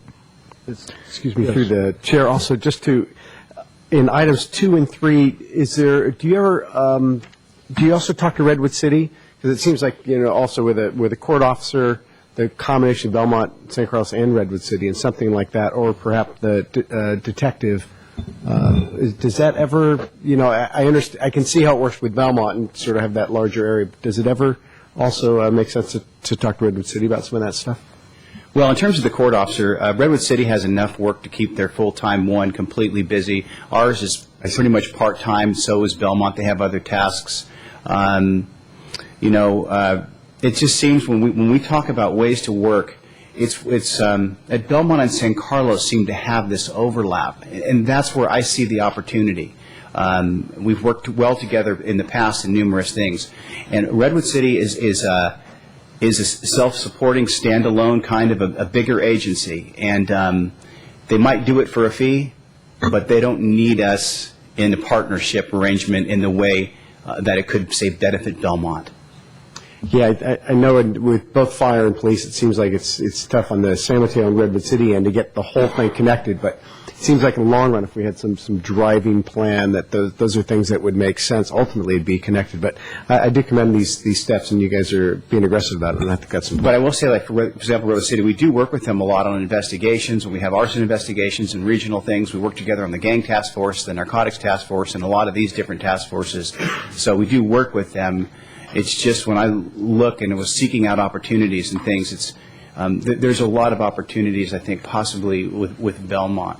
Just as a follow-on question, the only other synergy I see with Redwood City would be the Redwood Shores area, because I know that for them, that's not as convenient probably for them to patrol, and there might be opportunities for us to help them by adding that to our patrol area at a fee to them, and sort of see if that might make sense for them. But, you know, I agree, you know, if we were looking at a larger agency, it would make more sense just from the standpoint of funding. But obviously, Redwood City's got their own size and their own agenda, and they seem to have things worked out. All right, thank you very much. Good report. Thank you. So that moves us into item 10, study session. Through the chair, yes. I realize that one of the council members has a family commitment coming up here in a few minutes. And again, that's just a proposal. Maybe it won't work. To go back to I know we usually put consent at the end, but for the individual to be here for those 3 items as opposed to the discussion of revenue alternatives, or maybe not? Well, Just throw that yeah, as an actually, alternative. what I was going to do is just make my comments in terms of preferences for the revenue enhancement options, because I did read the staff report, and I do have, sort of some prioritization just in terms of how I would like to see things considered, but obviously I'm just one of five. I just throw that out. No, whatever. Do you have some time to spend with us on revenue? I have about 15 minutes. All right. Well, why don't we just move into revenue, and maybe we can keep the staff report down a bit and hit comments early. Would that be okay, Jeff? Yeah, you can tell me to be quiet whenever you'd like. I'll try to get through this pretty quick. Yeah, we gave you too much time last time. I think this report was originally delivered to EDAC several months ago. As you know, we've been before you on the agenda a couple of times already trying to get this on, and because of other long items on the agenda, we've been unsuccessful so far. There is a component in my report that talks about some of the expenditure reductions that we've made last year, because the other side of raising your revenue is cutting your expenditures. So I wanted to talk a little bit about that. I think I'll just skip that, though, for the sake of getting through this. Little about the background. During the February and August council management retreats, the strategic plan development, council discussed the need for fiscal sustainability, recognizing that services flow from a financial foundation. Out of these discussions, the first plan included a goal to increase revenue. In the last and current plan, the goal evolved to increase economic development and sources of revenue. There have been six-month objectives created in the strategic plan related to revenue, reporting on the short and long-term options for raising revenue, which was delivered in 2006, updating the San Carlos market study, consultant contract preparation for economic development, council economic development subcommittee tour of downtowns. That was council member Griselli, Vice Mayor Lewis, development and presentation of an economic development plan, and the comprehensive revenue study session item, which is this item before you tonight.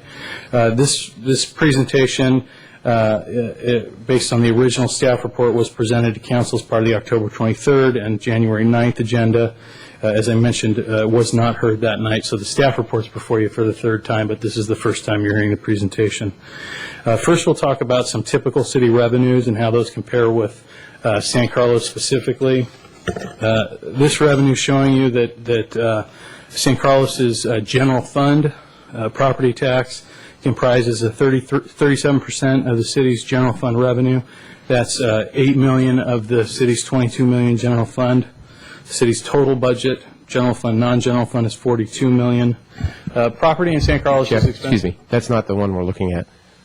It is not the one. Did it fly right past it? I don't know. I'm just. You got to it, yeah.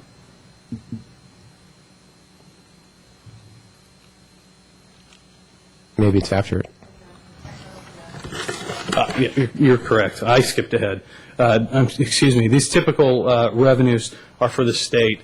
As you can see, service charges, they'd be a particularly big category compared to a city like San Carlos, and that's because San Carlos is only providing sewer, as opposed to sewer, water, and other utilities that would cause that category to be greater in other cities that are doing that. Property tax of 11%, sales tax 10%. Utility user tax 4% on the state average. San Carlos doesn't have a utility user tax. So we'll see some side-by-side comparisons in just a moment. So here's the slide I began to talk about. So moving past, in terms of property tax, the property in San Carlos, as I was saying, is very expensive. The city receives $11 of every $100 paid in property tax in this city. The rest goes to county, schools, special districts. Sales tax is 22% of the city's general fund revenue, about $4.9 million. $1 tax goes to the city for every $100 of goods sold, thereabouts. Fees for services in the general fund comprise about $10 million. Wait, Jeff, can you back up? Can you say that again? Because I think a lot of people didn't get it. Property taxes $1 for every $100 collected. 11 for every $100 for property tax. So for those of you who are watching from home, thinking that you're paying property taxes and it's all going to the city, we get 11%. Right, it's exactly 11 cents to the Goes to the dollar, state. $11 every $100. And then ERAF, they come and take even more money from And us. then they chip a piece off, and then the same figure for sales tax is $1 of sales tax for every $100 of goods sold. You're getting a very small percentage of that tax actually coming back to the city. The fees for services that are being generated in the city for things, parks and recreation programs, planning services, building permits, licenses, business registration license, those types of things. Now, here's a side-by-side comparison. So as you can see, obviously utility user tax isn't there. Sales tax compared to the state average is higher as a percentage of our revenue in San Carlos. Same with property tax. Property tax is much higher. Now, part of that is because of the fact that property is more expensive, but part of it also is because we're not providing a lot of utilities that other jurisdictions might be providing, which is just skewing the side-by-side comparison. The fact that we're a metropolitan area and we have higher than average personal income in this region is an indicator that we would have higher sales tax than the average city in the state. Now, these are just tax revenues. These are the actual taxes. So you're looking at, of the taxes we collect, 32% is sales tax. Again, it's still the same dollar amount, the $4.9 million. Property tax becomes 54% of the taxes collected in San Carlos for the city are property tax. And then some minor taxes in terms of TOT, transit occupancy tax, business registration, business licenses, franchise taxes that are paid by BFI, Allied Waste, PG&E, Comcast, Water, for use of the city's right-of-way and providing their services to their ratepayers. San Carlos fees and service charges. Again, now here you can clearly see the fact that the sewer fees are what's generating the biggest bulk in that category for the city, $5.8 million. These things also include, however, parks and rec fees, plan check fees, PD abandoned vehicles, zoning, inspection, building permits. All those things are conducting the other fees, and it totals approximately $10 million in the city. And just to be clear on that, too, we can't charge more fees than the actual cost of providing the service. So that is intended actually to be a one-to-one wash. That's absolutely correct. And some of that is set by ordinance in the city in terms of the increase per year that can go on there. And I'll touch on that a little bit more when we talk about the categories at the end of the presentation. Recent increases, changes to the fees. Again, as you can see here, April 2006, we increased user fees 4%. That's everything except the Parks and Rec fees. Spring of 2006, we increased summer camp fees 5%. October 2006, we increased business license fees by 4%. Again, that's set by municipal code. November 2006, we increased sewer fees. That was primarily the bulk of that was related to SBSA, and Mayor Davies will have to help me out with exactly what that stands for. South Bayside Systems Authority. South Bayside Systems Authority, providing the treatment of our collection, of our sewer collection system, passing that cost through to them that are looking to pay for an additional plant. There were some outcomes of recent elections. This was a little more relevant when we first put the presentation together. As you're aware, the fire assessment, the $99 resident tax failed. That would have raised additional, was it $1.2 million or thereabout in additional revenue. Another measure that failed countywide was an increase to the county sales tax rate that would have raised it. The report says 0.125, but it actually would have been 0.00125% for Parks of the Future. And then the garbage rates, I believe, are currently under review. So the general fund expenditures, then I think we will talk about just briefly, if you don't mind. This shows you, instead of raising revenues, you can cut services, as you can clearly see. And as we talk about often when we talk about expenditures of the general fund, approximately 50% are for public safety, police and fire services. General governmental comprise things such as building maintenance, general administration, finance, HR, IT, the city council, the city treasurer, the city clerk, all those types of functions, parks and recreation, community development, public works, those types of things. So we'll just go ahead and skip these. You've seen these before, and I talked about them a little bit as part of the mid-year review.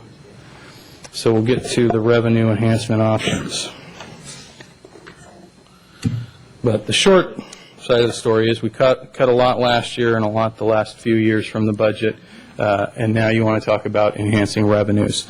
So first, just as sort of an overview of the options, you really have four, or there's actually kind of a fifth option here for enhancing revenue. There are new taxes, increasing the rate for existing taxes, raising fees and service charges, again, with the caveat that Councilmember Teagle Doherty pointed out earlier, that there has to be a nexus between the fees you're charging and the cost of providing those services. Grants, things like the Parks and Rec Foundation Fund that Council authorized a couple meetings ago, and then, of course, economic development. And then there's one fifth final category that I'm really not touching on in this report because it's very complex and it will require a lot of foresight to go there, but we can just have it in the back of your mind, and that is debt, the issuance of bonds or even debt financing. Getting into the new taxes, to approve a new tax, you can either get 50% voter approval from the population for a general tax, a tax for no specific purpose for the city but without a specified purpose, or 2/3 for any tax for a specific purpose. That could be such things like drainage, fields, natural resources. If you're thinking in terms of, say, a utility user's tax, to give you an idea what a utility user's tax would do, a 5% tax on electricity usage in this city, we estimate would raise approximately $1.9 million a year for the city of San Carlos. You can also do utility taxes on such things as phone, PG&E, gas, cable, electricity, cell phones even in some cities, though I think there's a certain complexity there to doing that. There are parcel taxes similar to Measure G for parks requiring 2/3. The $6 parcel tax for Measure G generates $62,000 a year for the city's parks programs. There's entertainment admissions taxes, probably not a real big one in this city's future unless things change, maybe in economic development. Benefit assessments could be used to pay for public improvements such as landscaping or lighting, power washing for downtown, those kinds of special functions. The assessments, as you know, they function under a different process. They require 50+1 vote required of all the property owners, and they're weighted, and it's a public process. It's very different from a normal election process. Increases to existing taxes, for example, business licenses in the city. You could perhaps change the way in which those licenses are structured. For example, a flat rate plus number of employees in a business versus gross receipts. We'd have to run those kinds of numbers to see if it had a significant impact. I don't think it would have a very significant impact, and we'd obviously want to work very closely with the chamber and the business community if we're making any significant changes there. Transit occupancy taxes, currently 10% of room rates. It's very consistent, right at market with most cities in the county, and these things again can be adjusted based on 50% or 2/3, depending on whether it's a general tax or if you're utilizing it for a specific purpose. Sales tax is 8.25% in this city and is consistent with really the rest of the county for the most part. A half-cent increase would generate approximately $2.5 million for the city. if existing sales continued. However, there could be a real impact on encouraging and retaining businesses if we were to do that. And the city may have an increase in terms of people wanting to come here to make large purchases versus going to a neighboring community where they can buy those same goods. Fee increases, user fees are reviewed annually. We increased them in April 2006. Recreation fees reviewed quarterly, for example, and as I mentioned earlier, the summer camp increased 5% in 2006. We completed a development impact study, which is looking at those fees as well. The alternative fund and grant opportunities. Alternative funds and grants are great when we can get them. We pursue them vigorously throughout many departments in the city. However, it is time consuming for staff and most require matching funds of some sort. The trade-off is you may be able to go out and get money for a program that you have to then match that maybe isn't the highest priority of the city or the council. And so you're sort of almost forcing yourself to invest some of your revenue to get that other revenue for something that maybe wasn't a real high priority. However, the city brings in $403,000 a year approximately in grant revenue.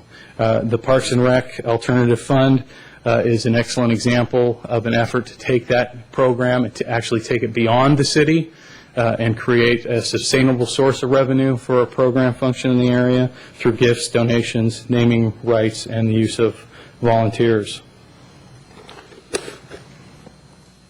That brings us to enhancing economic development. We're currently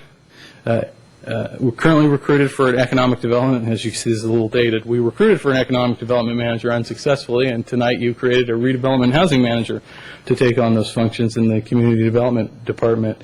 Economic development done successfully will stimulate economic activity, resulting in more revenue without raising taxes or tax rates.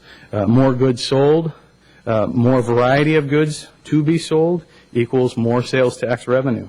More economic activity means more transit occupancy tax and higher property value, which equals more property tax. The benefits of new shopping and services provided through economic development is there's a trade-off with impacts of traffic, noise, air quality that may be associated with new economic development, that it's really the council's job to weigh and mitigate, to weigh the mitigations of those impacts against the benefit of the development, and to find a way to do it successfully so that the community can benefit from that economic development while minimizing the impacts of it. There aren't a lot of alternatives, unfortunately, for increasing revenue for a city. In years past, cities had a much broader tax base, received a small portion of many other taxes that the state has consolidated into state taxes. That limits our ability to do things in terms of affecting those taxes and then benefiting by it. New or increased taxes require voter approval, either majority or two-thirds level, depending. So that requires a campaign. That requires a lot of public information. It requires a longer timeline in planning to get that on an election or having a special election, which costs additional money. Fees, as we've mentioned now, can only be recovered. The cost of providing those services. There are many services that the city might not want to raise fees for. As you can recall, I believe it was last year or the year before, the council had a discussion about actually wanting to reduce the fees associated with putting solar panels on homes, because the council wants to encourage that in the community, because there's another benefit to that. Oftentimes cities will artificially lower the cost for permits on such things as water heaters, because they want to encourage the public to make sure they're getting permits for those things to keep the price low. So they'll come in and do that because it's very easy for them to circumvent that particular permit if they chose to. So they don't want to make costs an issue there. Grants and alternative funding. Again, those are limited in terms of availability. They definitely require an upfront investment with no guaranteed return, and there's always the issue that you'll have to match the grant for something that isn't a really high priority to the city, and thereby tie up additional resources. Economic development projects go through the public review process and are driven by the private sector. They take years for financial benefits to begin. That's the downside. They have the least impact on people's wallets, however, but they may have other impacts on the community.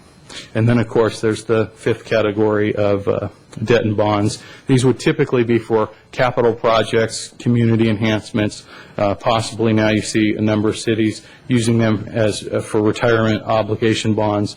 But these would be things that where the benefit would survive many numbers of years, typically 20 or 30 years, so that you can justify spreading that cost over a much longer time horizon.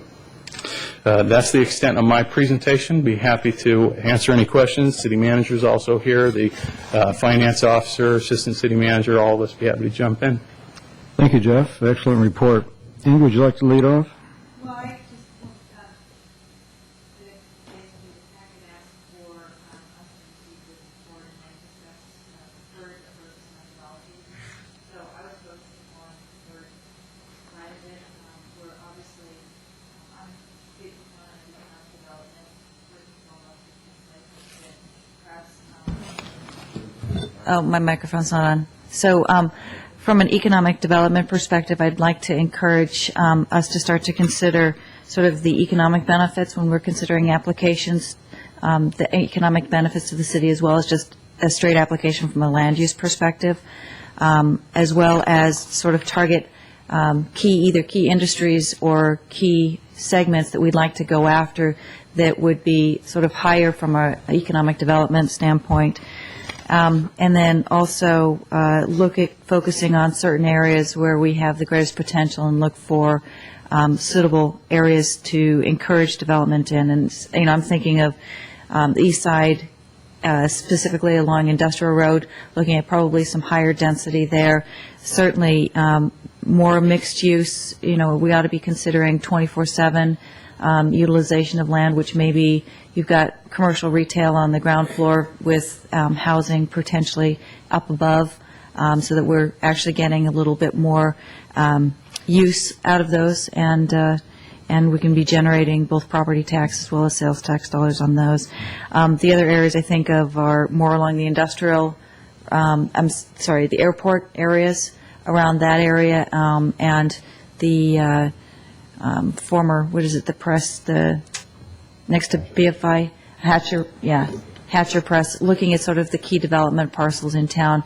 I'm very anxious to understand more with the Brunner's redevelopments, or the redevelopment of the Brunner site, what thought about the sales tax increases that project will bring, and just so we can start to kind of get some sense of what it means in terms of incremental revenue for us to look at a redevelopment of a parcel that large, because we really don't have that many of them. And then would also like to also have a sort of some thought put into other types of uses that we might want to encourage to come to sort of the east side that might bring either sales tax or might bring additional workers that would then turn around and, you know, shop and spend their dollars here in the city. So that would be my first and foremost priority in terms of revenue enhancement.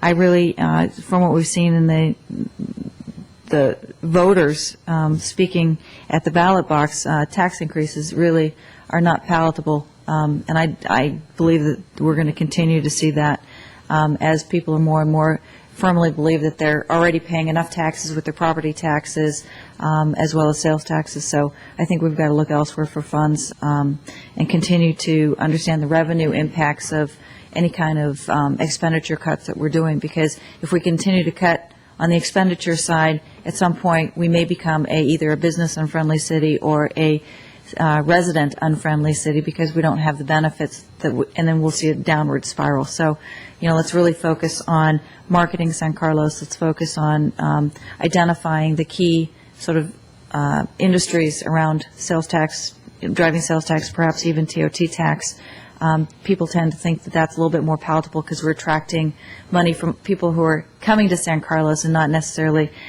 taking the money out of the pockets of the people who live here in San Carlos.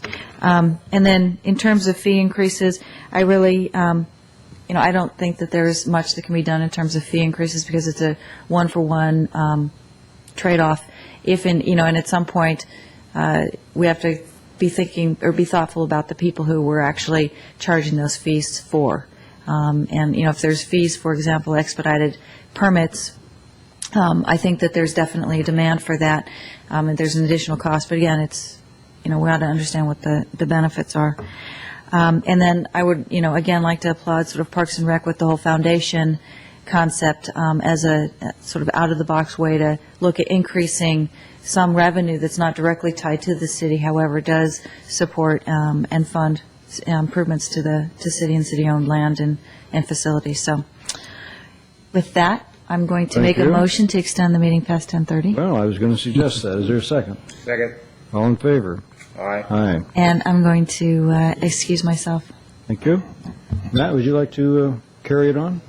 Sure. Follow up on the comments? Yes. Well, I would agree that in terms of development, in fact, I would look at what I would call progressive development. And I think we should use staff to identify vacant buildings and vacant sites and look at some type of incentive programs that we might use to get those sites up and running and developed so that they have some income to us, be it from business-to-business sales or sales of some kind or another. Inga mentioned the site out there by the airport. It's a very large site. Sits vacant. I think of the El Camino. There's a number of buildings along the El Camino that are unsightly, empty, have been that way for a long time. And in fact, when we speak of revenue, it's a small item, but some of those sites we should be on the owner's tail day and night for keeping up their site while it's empty. And if we need to charge fees and be a little bit nasty, I think we should, because there's a couple of sites I'm thinking of that just look awful. They're weed infested and so forth. And but in addition to being nasty, as I said, I think also if you can go to the owner and say, look, if you will develop your site, we'll work with you. Perhaps developing a program, especially for larger sites. Again, like the one Inga mentioned out by the airport there, let's go to the owner and say, you develop it, you redo this building, we will contract out completely to a consultant for all your plan check, everything, and make it a package. And that would do two things. One, it would give some incentive to the owner perhaps to move forward with a project. Number two, it would, we have problems in our building department with things getting bogged down, residential projects and so forth, because it's overburdened with plan checking and so forth. So let's take the larger projects and just put them out there to a consultant completely. Our building department wouldn't even see them except for some managerial oversight of perhaps what's going on there. So I think that's something that we need to be doing. It's a little bit on the side, and I know it's coming down the pike, but one thing that I think is killing us, absolutely killing us, is the empty property along that railroad corridor that's been there for what now, Tom, 5 years? Yeah. And that's hurting us. We have a desert on one side of the El Camino, and that is hurting us economically. Because I think it hurts the other side of the El Camino when you have that. And we need to get that thing rolling and put pressure on Mr. Scanlon and everyone over there at Samtrans to move their project along. It was mentioned about bonding for capital improvement projects, and I know we haven't done that in the past. I'm in favor of looking at it, primarily where it would be tied to, again, economic development. If we can do things that are capital improvement projects, be it landscaping or things like that, anything to improve the look of our town that's going to cause businesses to look at us as a home and come into San Carlos, I think we should be looking at that. And I don't mind having a long-term debt for something that's a long-term benefit that, the current people who live here and so forth shouldn't have to pay for something that's going to benefit people for, 35, 40, 50 years. So I do think we should look at that.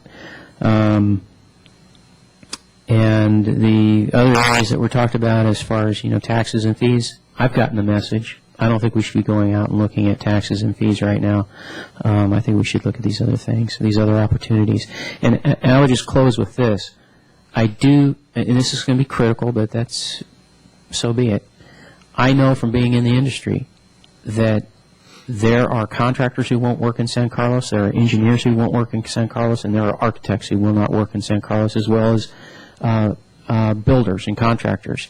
And that relates to one department, and it's hurting us, and we need to straighten it out. Thank you. Bob, anything to add? Brad. You want Brad to go? Brad. I'll go. You guys want to flip a coin? What everybody's brought up is pretty. Hello. What everybody's brought up is pretty evident to try to grow the city as best we can. But I think, and I certainly concur with my fellow council people relative to taxes and the people who have spoken. But I think the community has to look at our government in a way that I've come to look at it in my great experience of 1 year here, that costs don't go down. And even at a moderate 2 to 3% increase, your costs go up. And I think there's got to be a way that we have to do a better job, I think, as a council, if not even as a city, to explain to people that costs go up. And what kind of services do you want? Do you want, as was mentioned earlier, I think in Chief Roth's thing, we have 8 patrol people on at every time? That'd be fine. Or do you want 9? Well, that's going to cost more money. Or can we only afford 7? But there's got to be a nexus there of what we identify as what the city wants. The statistics that were given, 69, I did the math, it's fairly quick, 69, 70%, public safety, and park and rec. That's 70% of the budget. I don't care how you slice it. So if you want to have a lot of services in the park and rec, and you want to have fire and police, that's 70% of your dollars without touching anything, without even having a building department or a public works department. And I think we have to identify what the citizens want in San Carlos, and we have to look out and say, if we do nothing and raise no money for the next 3 to 4 years, what are our costs going to be? And our economy, I wish I knew what the economy is going to be. I hope it goes up. But if it doesn't go up, the costs aren't going to go down. Now, we had 125 employees. We have 114 today. I guess we could have 110 or 104 or something else. But everybody has to understand that there's no free ride. And I think, again, it weighs on us, especially as the elected leaders here, to make sure that people understand what the costs are. And if we don't do that, then we're not doing the job we're supposed to do. Like I said, I think the other council members have certainly spoken to the fact of, and I would agree with all of their comments about how we can try to grow the city and grow some of the revenues. But I think we need to have a real hard look in the mirror to see what our costs are going to be 5 years from now, and if our economy doesn't grow with it, how are we going to pay for those? And what do the citizens of this city want our city to look like then? And if that means that we have to raise taxes, and I know that's the third rail, just like we talked the other night when Vice Mayor Lewis and I were at the school situation, and Senator Joe Simonian said, literally, Prop 13, we all know it is the third rail of politics in this state. And if we don't look at Prop 13, we have to look at something else. But there isn't going to be a free ride. And we've got to figure out a way to balance off so that the public realizes that they're getting a fair amount of return for their dollars. And again, like I said, I'm not sure government has done a good job of doing that. And if we don't do better at it, then we're never going to be able to convince people that once in a while you have to raise your prices. And so that's a thing that I think we have to really look at, and I'd be willing to work on anything to try to project out for the next 4 or 5 years and try to go out and make sure that we do a good job of educating everybody about what it costs to run government as well as business and anything else. That's the comments I had. Thank you. Brad?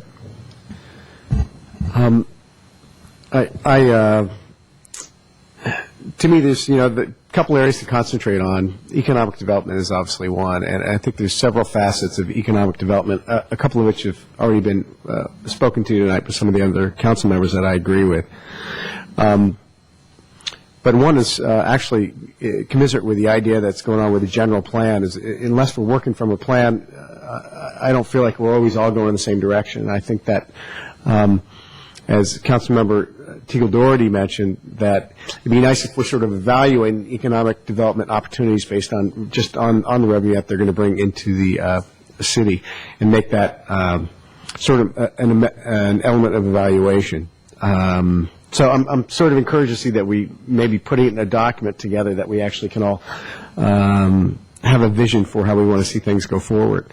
I do think that we have to be really aggressive about forging relationships, because if we're too passive, I think, about just waiting for things to happen, and whether it's what Councilmember Grocott talked about earlier, which is maybe go to a property owner and try to suggest that there's some incentives and ways that we can get them to incent them to either make a deal for that property or turn the property into something that's more economically viable for the city. But I think we need to be aggressive like that, identify what the opportunities are, and to go after them. The one area of economic development that we've talked about a little bit is that San Carlos has got already a lead in the building industry, and I think that there is there's sort of a tipping point in the green building industry that is beginning to happen, where I think that there's going to be a much grander economic viability in those areas, and I think a lot of members of the council have spoken of their interest in that, and I think we have to try to lead in that capacity, identify companies that might do well here in this atmosphere, and try to bring them into San Carlos. And that may be more aggressive marketing. It may just be forging relationships. If we have an economic development direction coming under the community development director, and I know Mr. Weiss has talked about this, I think we should use the combination of staff and council to approach different owners and businesses and see what kind of what things we have in common, how we can sort of help each other. We have still a lot of land that's not utilized to the capacity that it could be used to, and I think that no matter what, change is inevitable. And one of the things that we have to do as council is to continue to forge change in the ways that sort of helps this town. Again, Councilmember Grocott pointed out the El Camino. It really is an area that's bereft of any particular vision, and it's a real sore point for our community. It's the way a lot of people experience our community. So I think on the economic development front, there's several areas that we can be pretty aggressive on to try to get those things moving forward. And I think that's some place that staff can get active right away, and council can help give direction and perhaps get active in as well. I think I disagree a little bit with a couple of the other council members as they talked about taxes to a certain degree. And that is, we've seen parcel taxes in San Carlos be successful, and we've seen bonds be successful, right? We have the Measure G parcel tax that was successful before. And by the way, I think Measure G ends in 3 years. So we're probably going to want to make some sort of a move to extend Measure G and perhaps extend the amount of money that's dedicated to that fund in Measure G. Just like Councilmember Versilli pointed out, things don't get cheaper, they get more expensive. And right now we've set that at a fairly low bar, and I think we can look to raise that bar. One of the reasons I feel like that was successful is because, and perhaps the fire measure wasn't successful, is some of the feedback that I got is that the community, to a certain degree, feels like, boy, between my fire and police and public safety should be covered by my taxes. Now, if we reach out for something that we think is a little bit beyond the pale of what a city should basically supply its citizens, I think that's like Measure G is like, boy, for some additional fields or additional maintenance or some way that I might be able to get something for that money, that if we put that parcel tax out there, I think we've seen support for that. We've seen support for the library.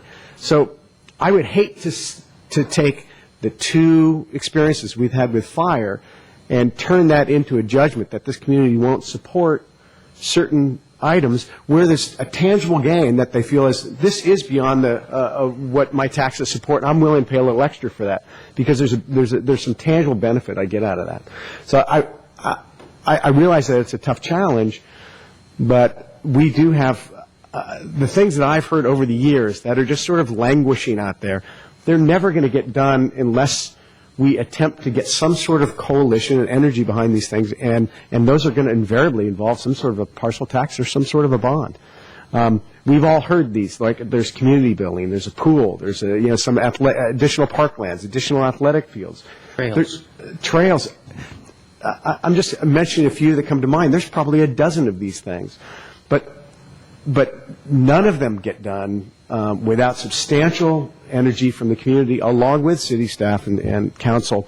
But I would hate to say, oh, this is a town that doesn't support those, let's never do it, because they take forever to get together. So I'd just like to respectfully ask council to keep an open mind to some different ideas for that might be forthcoming from the public. If I may, Brad, just jump in real quick.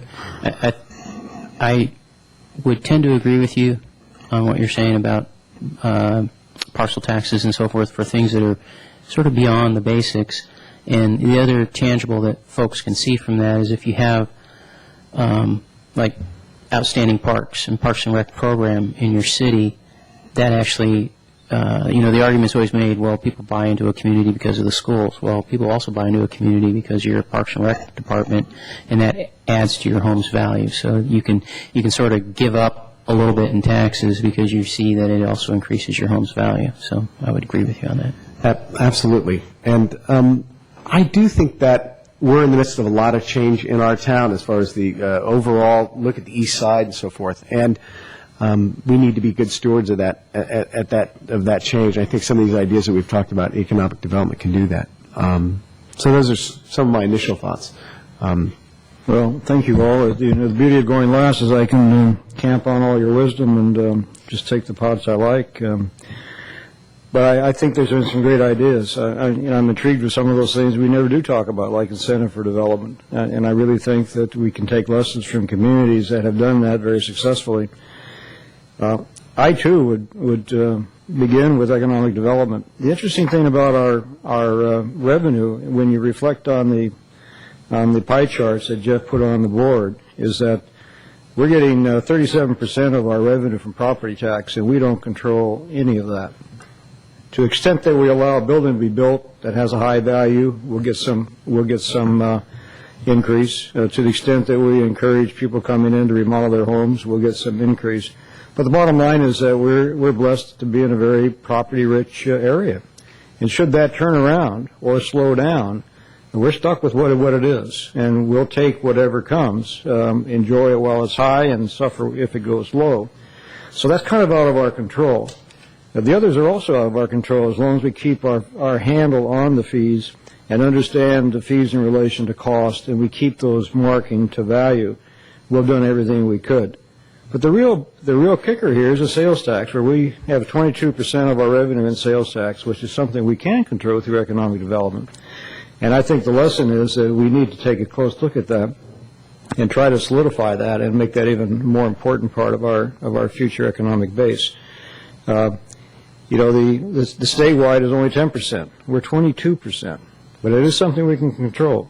And with that in mind, I suggest that as we look forward, especially to our economic development plan, that we take a good, careful look at that. And people might be concerned about big bucks. They might be concerned about whatever they're concerned about. But the point is, it takes money to run the government. And tax revenue is the best source we have, I think, beyond those things that come to us automatically. And if we turn it off, or if we don't allow it to go ahead, then the public needs to come up and say, well, in lieu of taxes, we're going to give you some money to pay for government. And I don't think that's going to happen. So we need to keep looking at that. I do think also that the idea of a bond or some other type of financing is something we really need to be keep a careful track on. We're talking about a master plan for Parks and Rec. I think we're going to come to a point fairly soon where we're going to go to the public and say, you want a community center, you want a sports complex, you want a pool, and this is what it's going to cost, and you want to pay for it. And obviously, we're not going to fund that out of operations. We're not going to fund that out of any kind of fee. That's going to have to come down to the public. But that's going to have to be their decision. If they want that in their city of good living, then they're going to have to help pay for it over time. And that can be a long-range cost situation or long-range revenue that can be paid at a fairly modest rate over time. So all those things are going to come into our world as we move ahead in the next few years.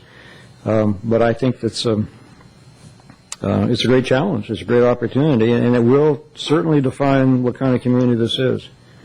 We do the State of the City address on Wednesday, and we talk about a community in transition. And if we're anything, we're in transition. We've got things coming on board that most people don't pay much attention to, but when they're resolved and when they're moving forward and when they're up in place, this becomes a different type of community.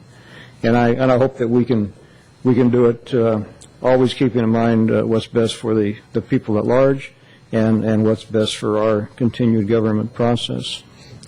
So with that in mind, we do have one public speaker. Bob Black would like to, and Bonnie would like to. So Bob, you go first. Thank you, Mr. Mayor and members of council. I was mightily impressed by Mr. Maltby's report, and I saw it on the web, and I didn't study it in detail, but I could see the amount of work that went into it, and we just have a lot of data to work with now. And then I was really impressed by the different ideas that came out of council tonight, and what it did is it impressed me the complexity of the problem, and somehow we need to lay out all these ideas and look at which one gives us the most for the least effort, and has the highest probability of succeeding, and then kind of lay out a priority for those. As we have said, taxes is really such a balancing thing that you raise the taxes and you hurt incentives. On the other hand, the thing of encouraging property owners to maintain their property is sort of an relatively inexpensive thing, and probably has a fairly high probability and can really enhance the appearance of the town and therefore attract our businesses. So there's all these things that I would encourage council to somehow lay out all these things, look at the probabilities, look at which ones have the most opportunity, because I heard so many good ideas tonight. I was really impressed. I think we're made a really good start on trying to enhance our economic base. Thank you. Thank you, Bob. Yes. Given what Mr. Black has said, perhaps we could have a follow-up report given to us that consolidates all our comments, brings them back, and we can take a look at it. Good idea. Yeah. Sure. We're on tape. We can pull that off. Bonnie? Bonnie McClure, San Carlos. I concur with what Bob said, but I couldn't help but think tonight that I came so much better prepared for this meeting because of what was on the web page. You put every item on there, staff reports, background. I was able to print it out. I can't read it on the computer. That's to sit there hour after hour reading it like that. But that way, every citizen that's got a computer can print out their own. It's not costing the city anymore for one citizen or 25,000 citizens to get that information. And I can't tell you what it's worth. It's worth so much because not everybody watches your meetings every time on television. Everybody doesn't have a computer, I grant you that, but at least you're reaching a lot of the people. And I think that's the biggest plus for the education that, Bob Griselli was talking about. If you tell the people what they're going to get for their money, and it's so important. You've got to market your ideas, and this webpage was just great this time. So please keep it up, and I encourage you to also show on television your planning commission meetings and give the same kind of background. I know that's going to take staff time, and so I won't be popular with staff over there. But anyway, I encourage you all to think about it. Okay, Bonnie, thank you. That is a powerful tool. Any closing comments on this issue? Then we have 3 items of business left. These are the items from the consent calendar that were deferred. We have items C, D, and E. Matt, these are all yours. D and G, I believe. G, I'm sorry, yes, C, D, and G. Okay. I simply had a question. I apologize for having to pull these, and I didn't have time to call and get some of these questions answered. But on item 7C, the curiosity I have is we have, let's see, at the bottom of the page, total cash position at quarter end is this $22 million, and then it's up by 5.8 million. And I was wondering how much of this is restricted and how much is unrestricted. We know? Restricted versus unrestricted. Right. In terms of the cash, you're looking at the attachment, correct? The very last page of the.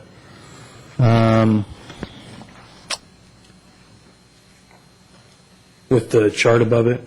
That's the last paragraph on page. Yeah, I was just looking at the last paragraph on the cover page. Last paragraph. Last paragraph on the first sentence there.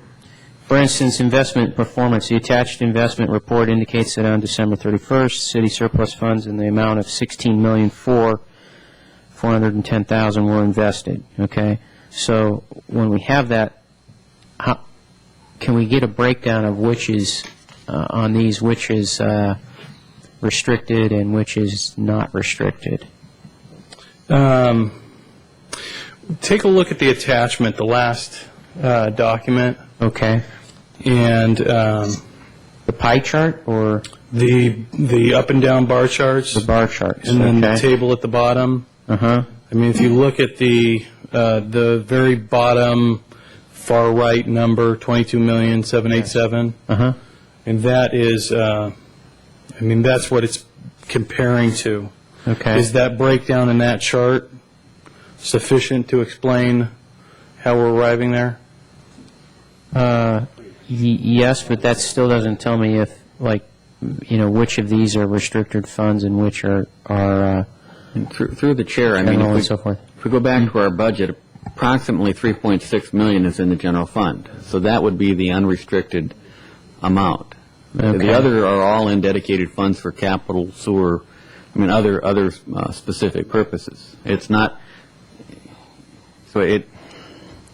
to the degree that that's a cash amount, that is, what our budget is showing in terms of being available funds. So I would refer back to the general fund balance in the budget as the best guide that we've got. But that's a picture in time that's becomes pretty old, whereas when we get these investment reports, it's a more current update of those numbers, is it not? Well, when you're talking about the cash position, though, there's so many timing variables that may be affecting the cash on hand. Mm-hmm. When payment of property tax, sales tax are received versus when we looked at it the last time. One of the things affecting the $5 million increase in cash is actually just the fact that, and I think it was December 2005 when you go back and look at that $16 million number, we had a lot more capital projects going that year that were drawing down the cash versus what we've got going right now.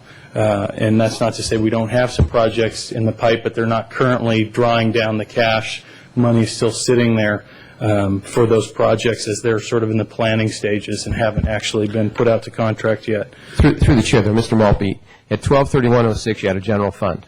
You had a balance. What's the balance in the general fund at 12/31/06? You had estimated 3.6 at the end of the year. What's the balance at 12/31? Yeah. Whatever it is. I mean, you don't have 12/31 financials in front of you? No. Okay. Well, whatever it is, that's the general fund. I'm sorry, nobody brought the 12/31 financials tonight? The 12/30, are you talking about the year end? Yeah, I'm talking about 12/31. That's not a year end, that's mid-year. 12/31/06, what's the general fund balance? Yeah, I mean. You don't have the statements, you can't answer the question, but, Yeah, okay. I mean. That's really that's your general fund, and everything else on top of that. You know, there's $22 million altogether, and whatever that number is, unfortunately not given to us, that's the basically unrestricted or the general fund balance. $22 million is not our budget, but it's our... No. That's all the funds. That's I'm trying to identify... that's invested. Right. But I'm trying to identify but nobody has the number, so it's a useless exercise. What I'm trying to identify is of the cash that's invested, what portion of it is unrestricted? Well, restricted and unrestricted is sort of a semantic term. It's really not restricted. There's funds. So the general fund is really the unrestricted fund that you would use, as Mr. Weiss said. Mm-hmm. All the other funds are involved in that also, right, in the $22 million. Yeah. They're all wrapped up in there. I think, going back to what the city manager said earlier, I think the best tool to look at when you're wanting to understand what's restricted and unrestricted in terms of revenue is the budget, because it's broken down that way. In terms of this document, you're really just looking at the cash position in those funds, at a snapshot in time, but it's all being governed by the budget document that council approved. So whether or not we have more cash or less cash on hand at any particular moment, it would still be governed by the document, the budget document that the council approved. So to pull this all together, because we have the December 31st, 2006 investment portfolio, if maybe you can provide to council what Councilmember Grisilli was asking about, which is the fund balance on December 31st of the general fund balance, that'll give us a rough idea of what we're looking for. So maybe you guys can just provide that to us. That'd be great. So whenever we do these, if we have that included, that would be... Sure. Just a current general fund balance when we do these. Okay. Right. That would be helpful. Very good. With that, I would move approval of item 7C. Is there a second? Second. Roll call, please. Councilmember Grocott? Yes. Councilmember Grisilli? Yes. Councilmember Lewis? Yes. Councilmember Ticalori is absent. Mayor Davids? Yes. The next item is D. Next item is D, is the lease of the library building to South Bay Waste Management Authority.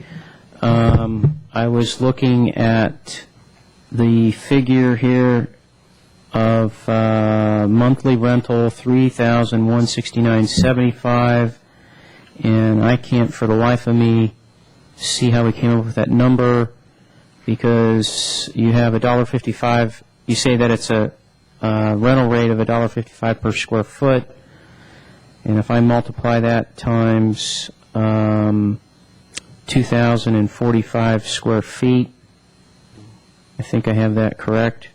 I came up with $3,279.75. So we're short. The 3169 is short. Well, the square footage is correct. The $1.55 is correct. So whatever it adds up to, that's the number we'll plug in. Well, I didn't look at the lease agreement. Is the monthly rental rate in the lease agreement? Yes, it is. Yes. It is. It says 316,975. So, unless my calculations are wrong, that number is not correct. We'll double check. And it needs to be straightened out. But the $1.55 a square foot starting March 1st is correct, and the square footage of 2,045 square feet is correct. Okay. So whatever it comes out to, it comes out that way. Guys? Yeah. Through the chair, it does come out. Sorry. Okay. Yeah. I must have flubbed somehow. Okay. All right. Okay. Just trying to check those numbers and be careful. So Would you like to move approval on I will that? move approval of item 7D. Second. Roll call. Councilmember Grocott? Yes. Councilmember Grisilli? Yes. Councilmember Lewis? Yes. Mayor Davis? Yes. And item G. Item G, I pulled this because in the past we haven't done things like this, and I don't know why we're doing it now. Well, we're doing it because we were requested by the county. We don't have a whole lot of personal interest in this, although it impacts our city to a degree, I suppose, if Virgin Air is successful in coming in. But it was basically accommodation to the County Board of Supervisors, who are pushing hard to get this done. Well, I'm still reluctant to crack open that dam that we've kept dammed up for years and years and years, because someone else could come along with some kind of political thing that doesn't really affect our city and ask us to take a motion on it, and I wouldn't want to do that, and I no more want to do that than do this. So we don't look to you for a motion on this, do we? You don't. Is there a motion on this or further discussion?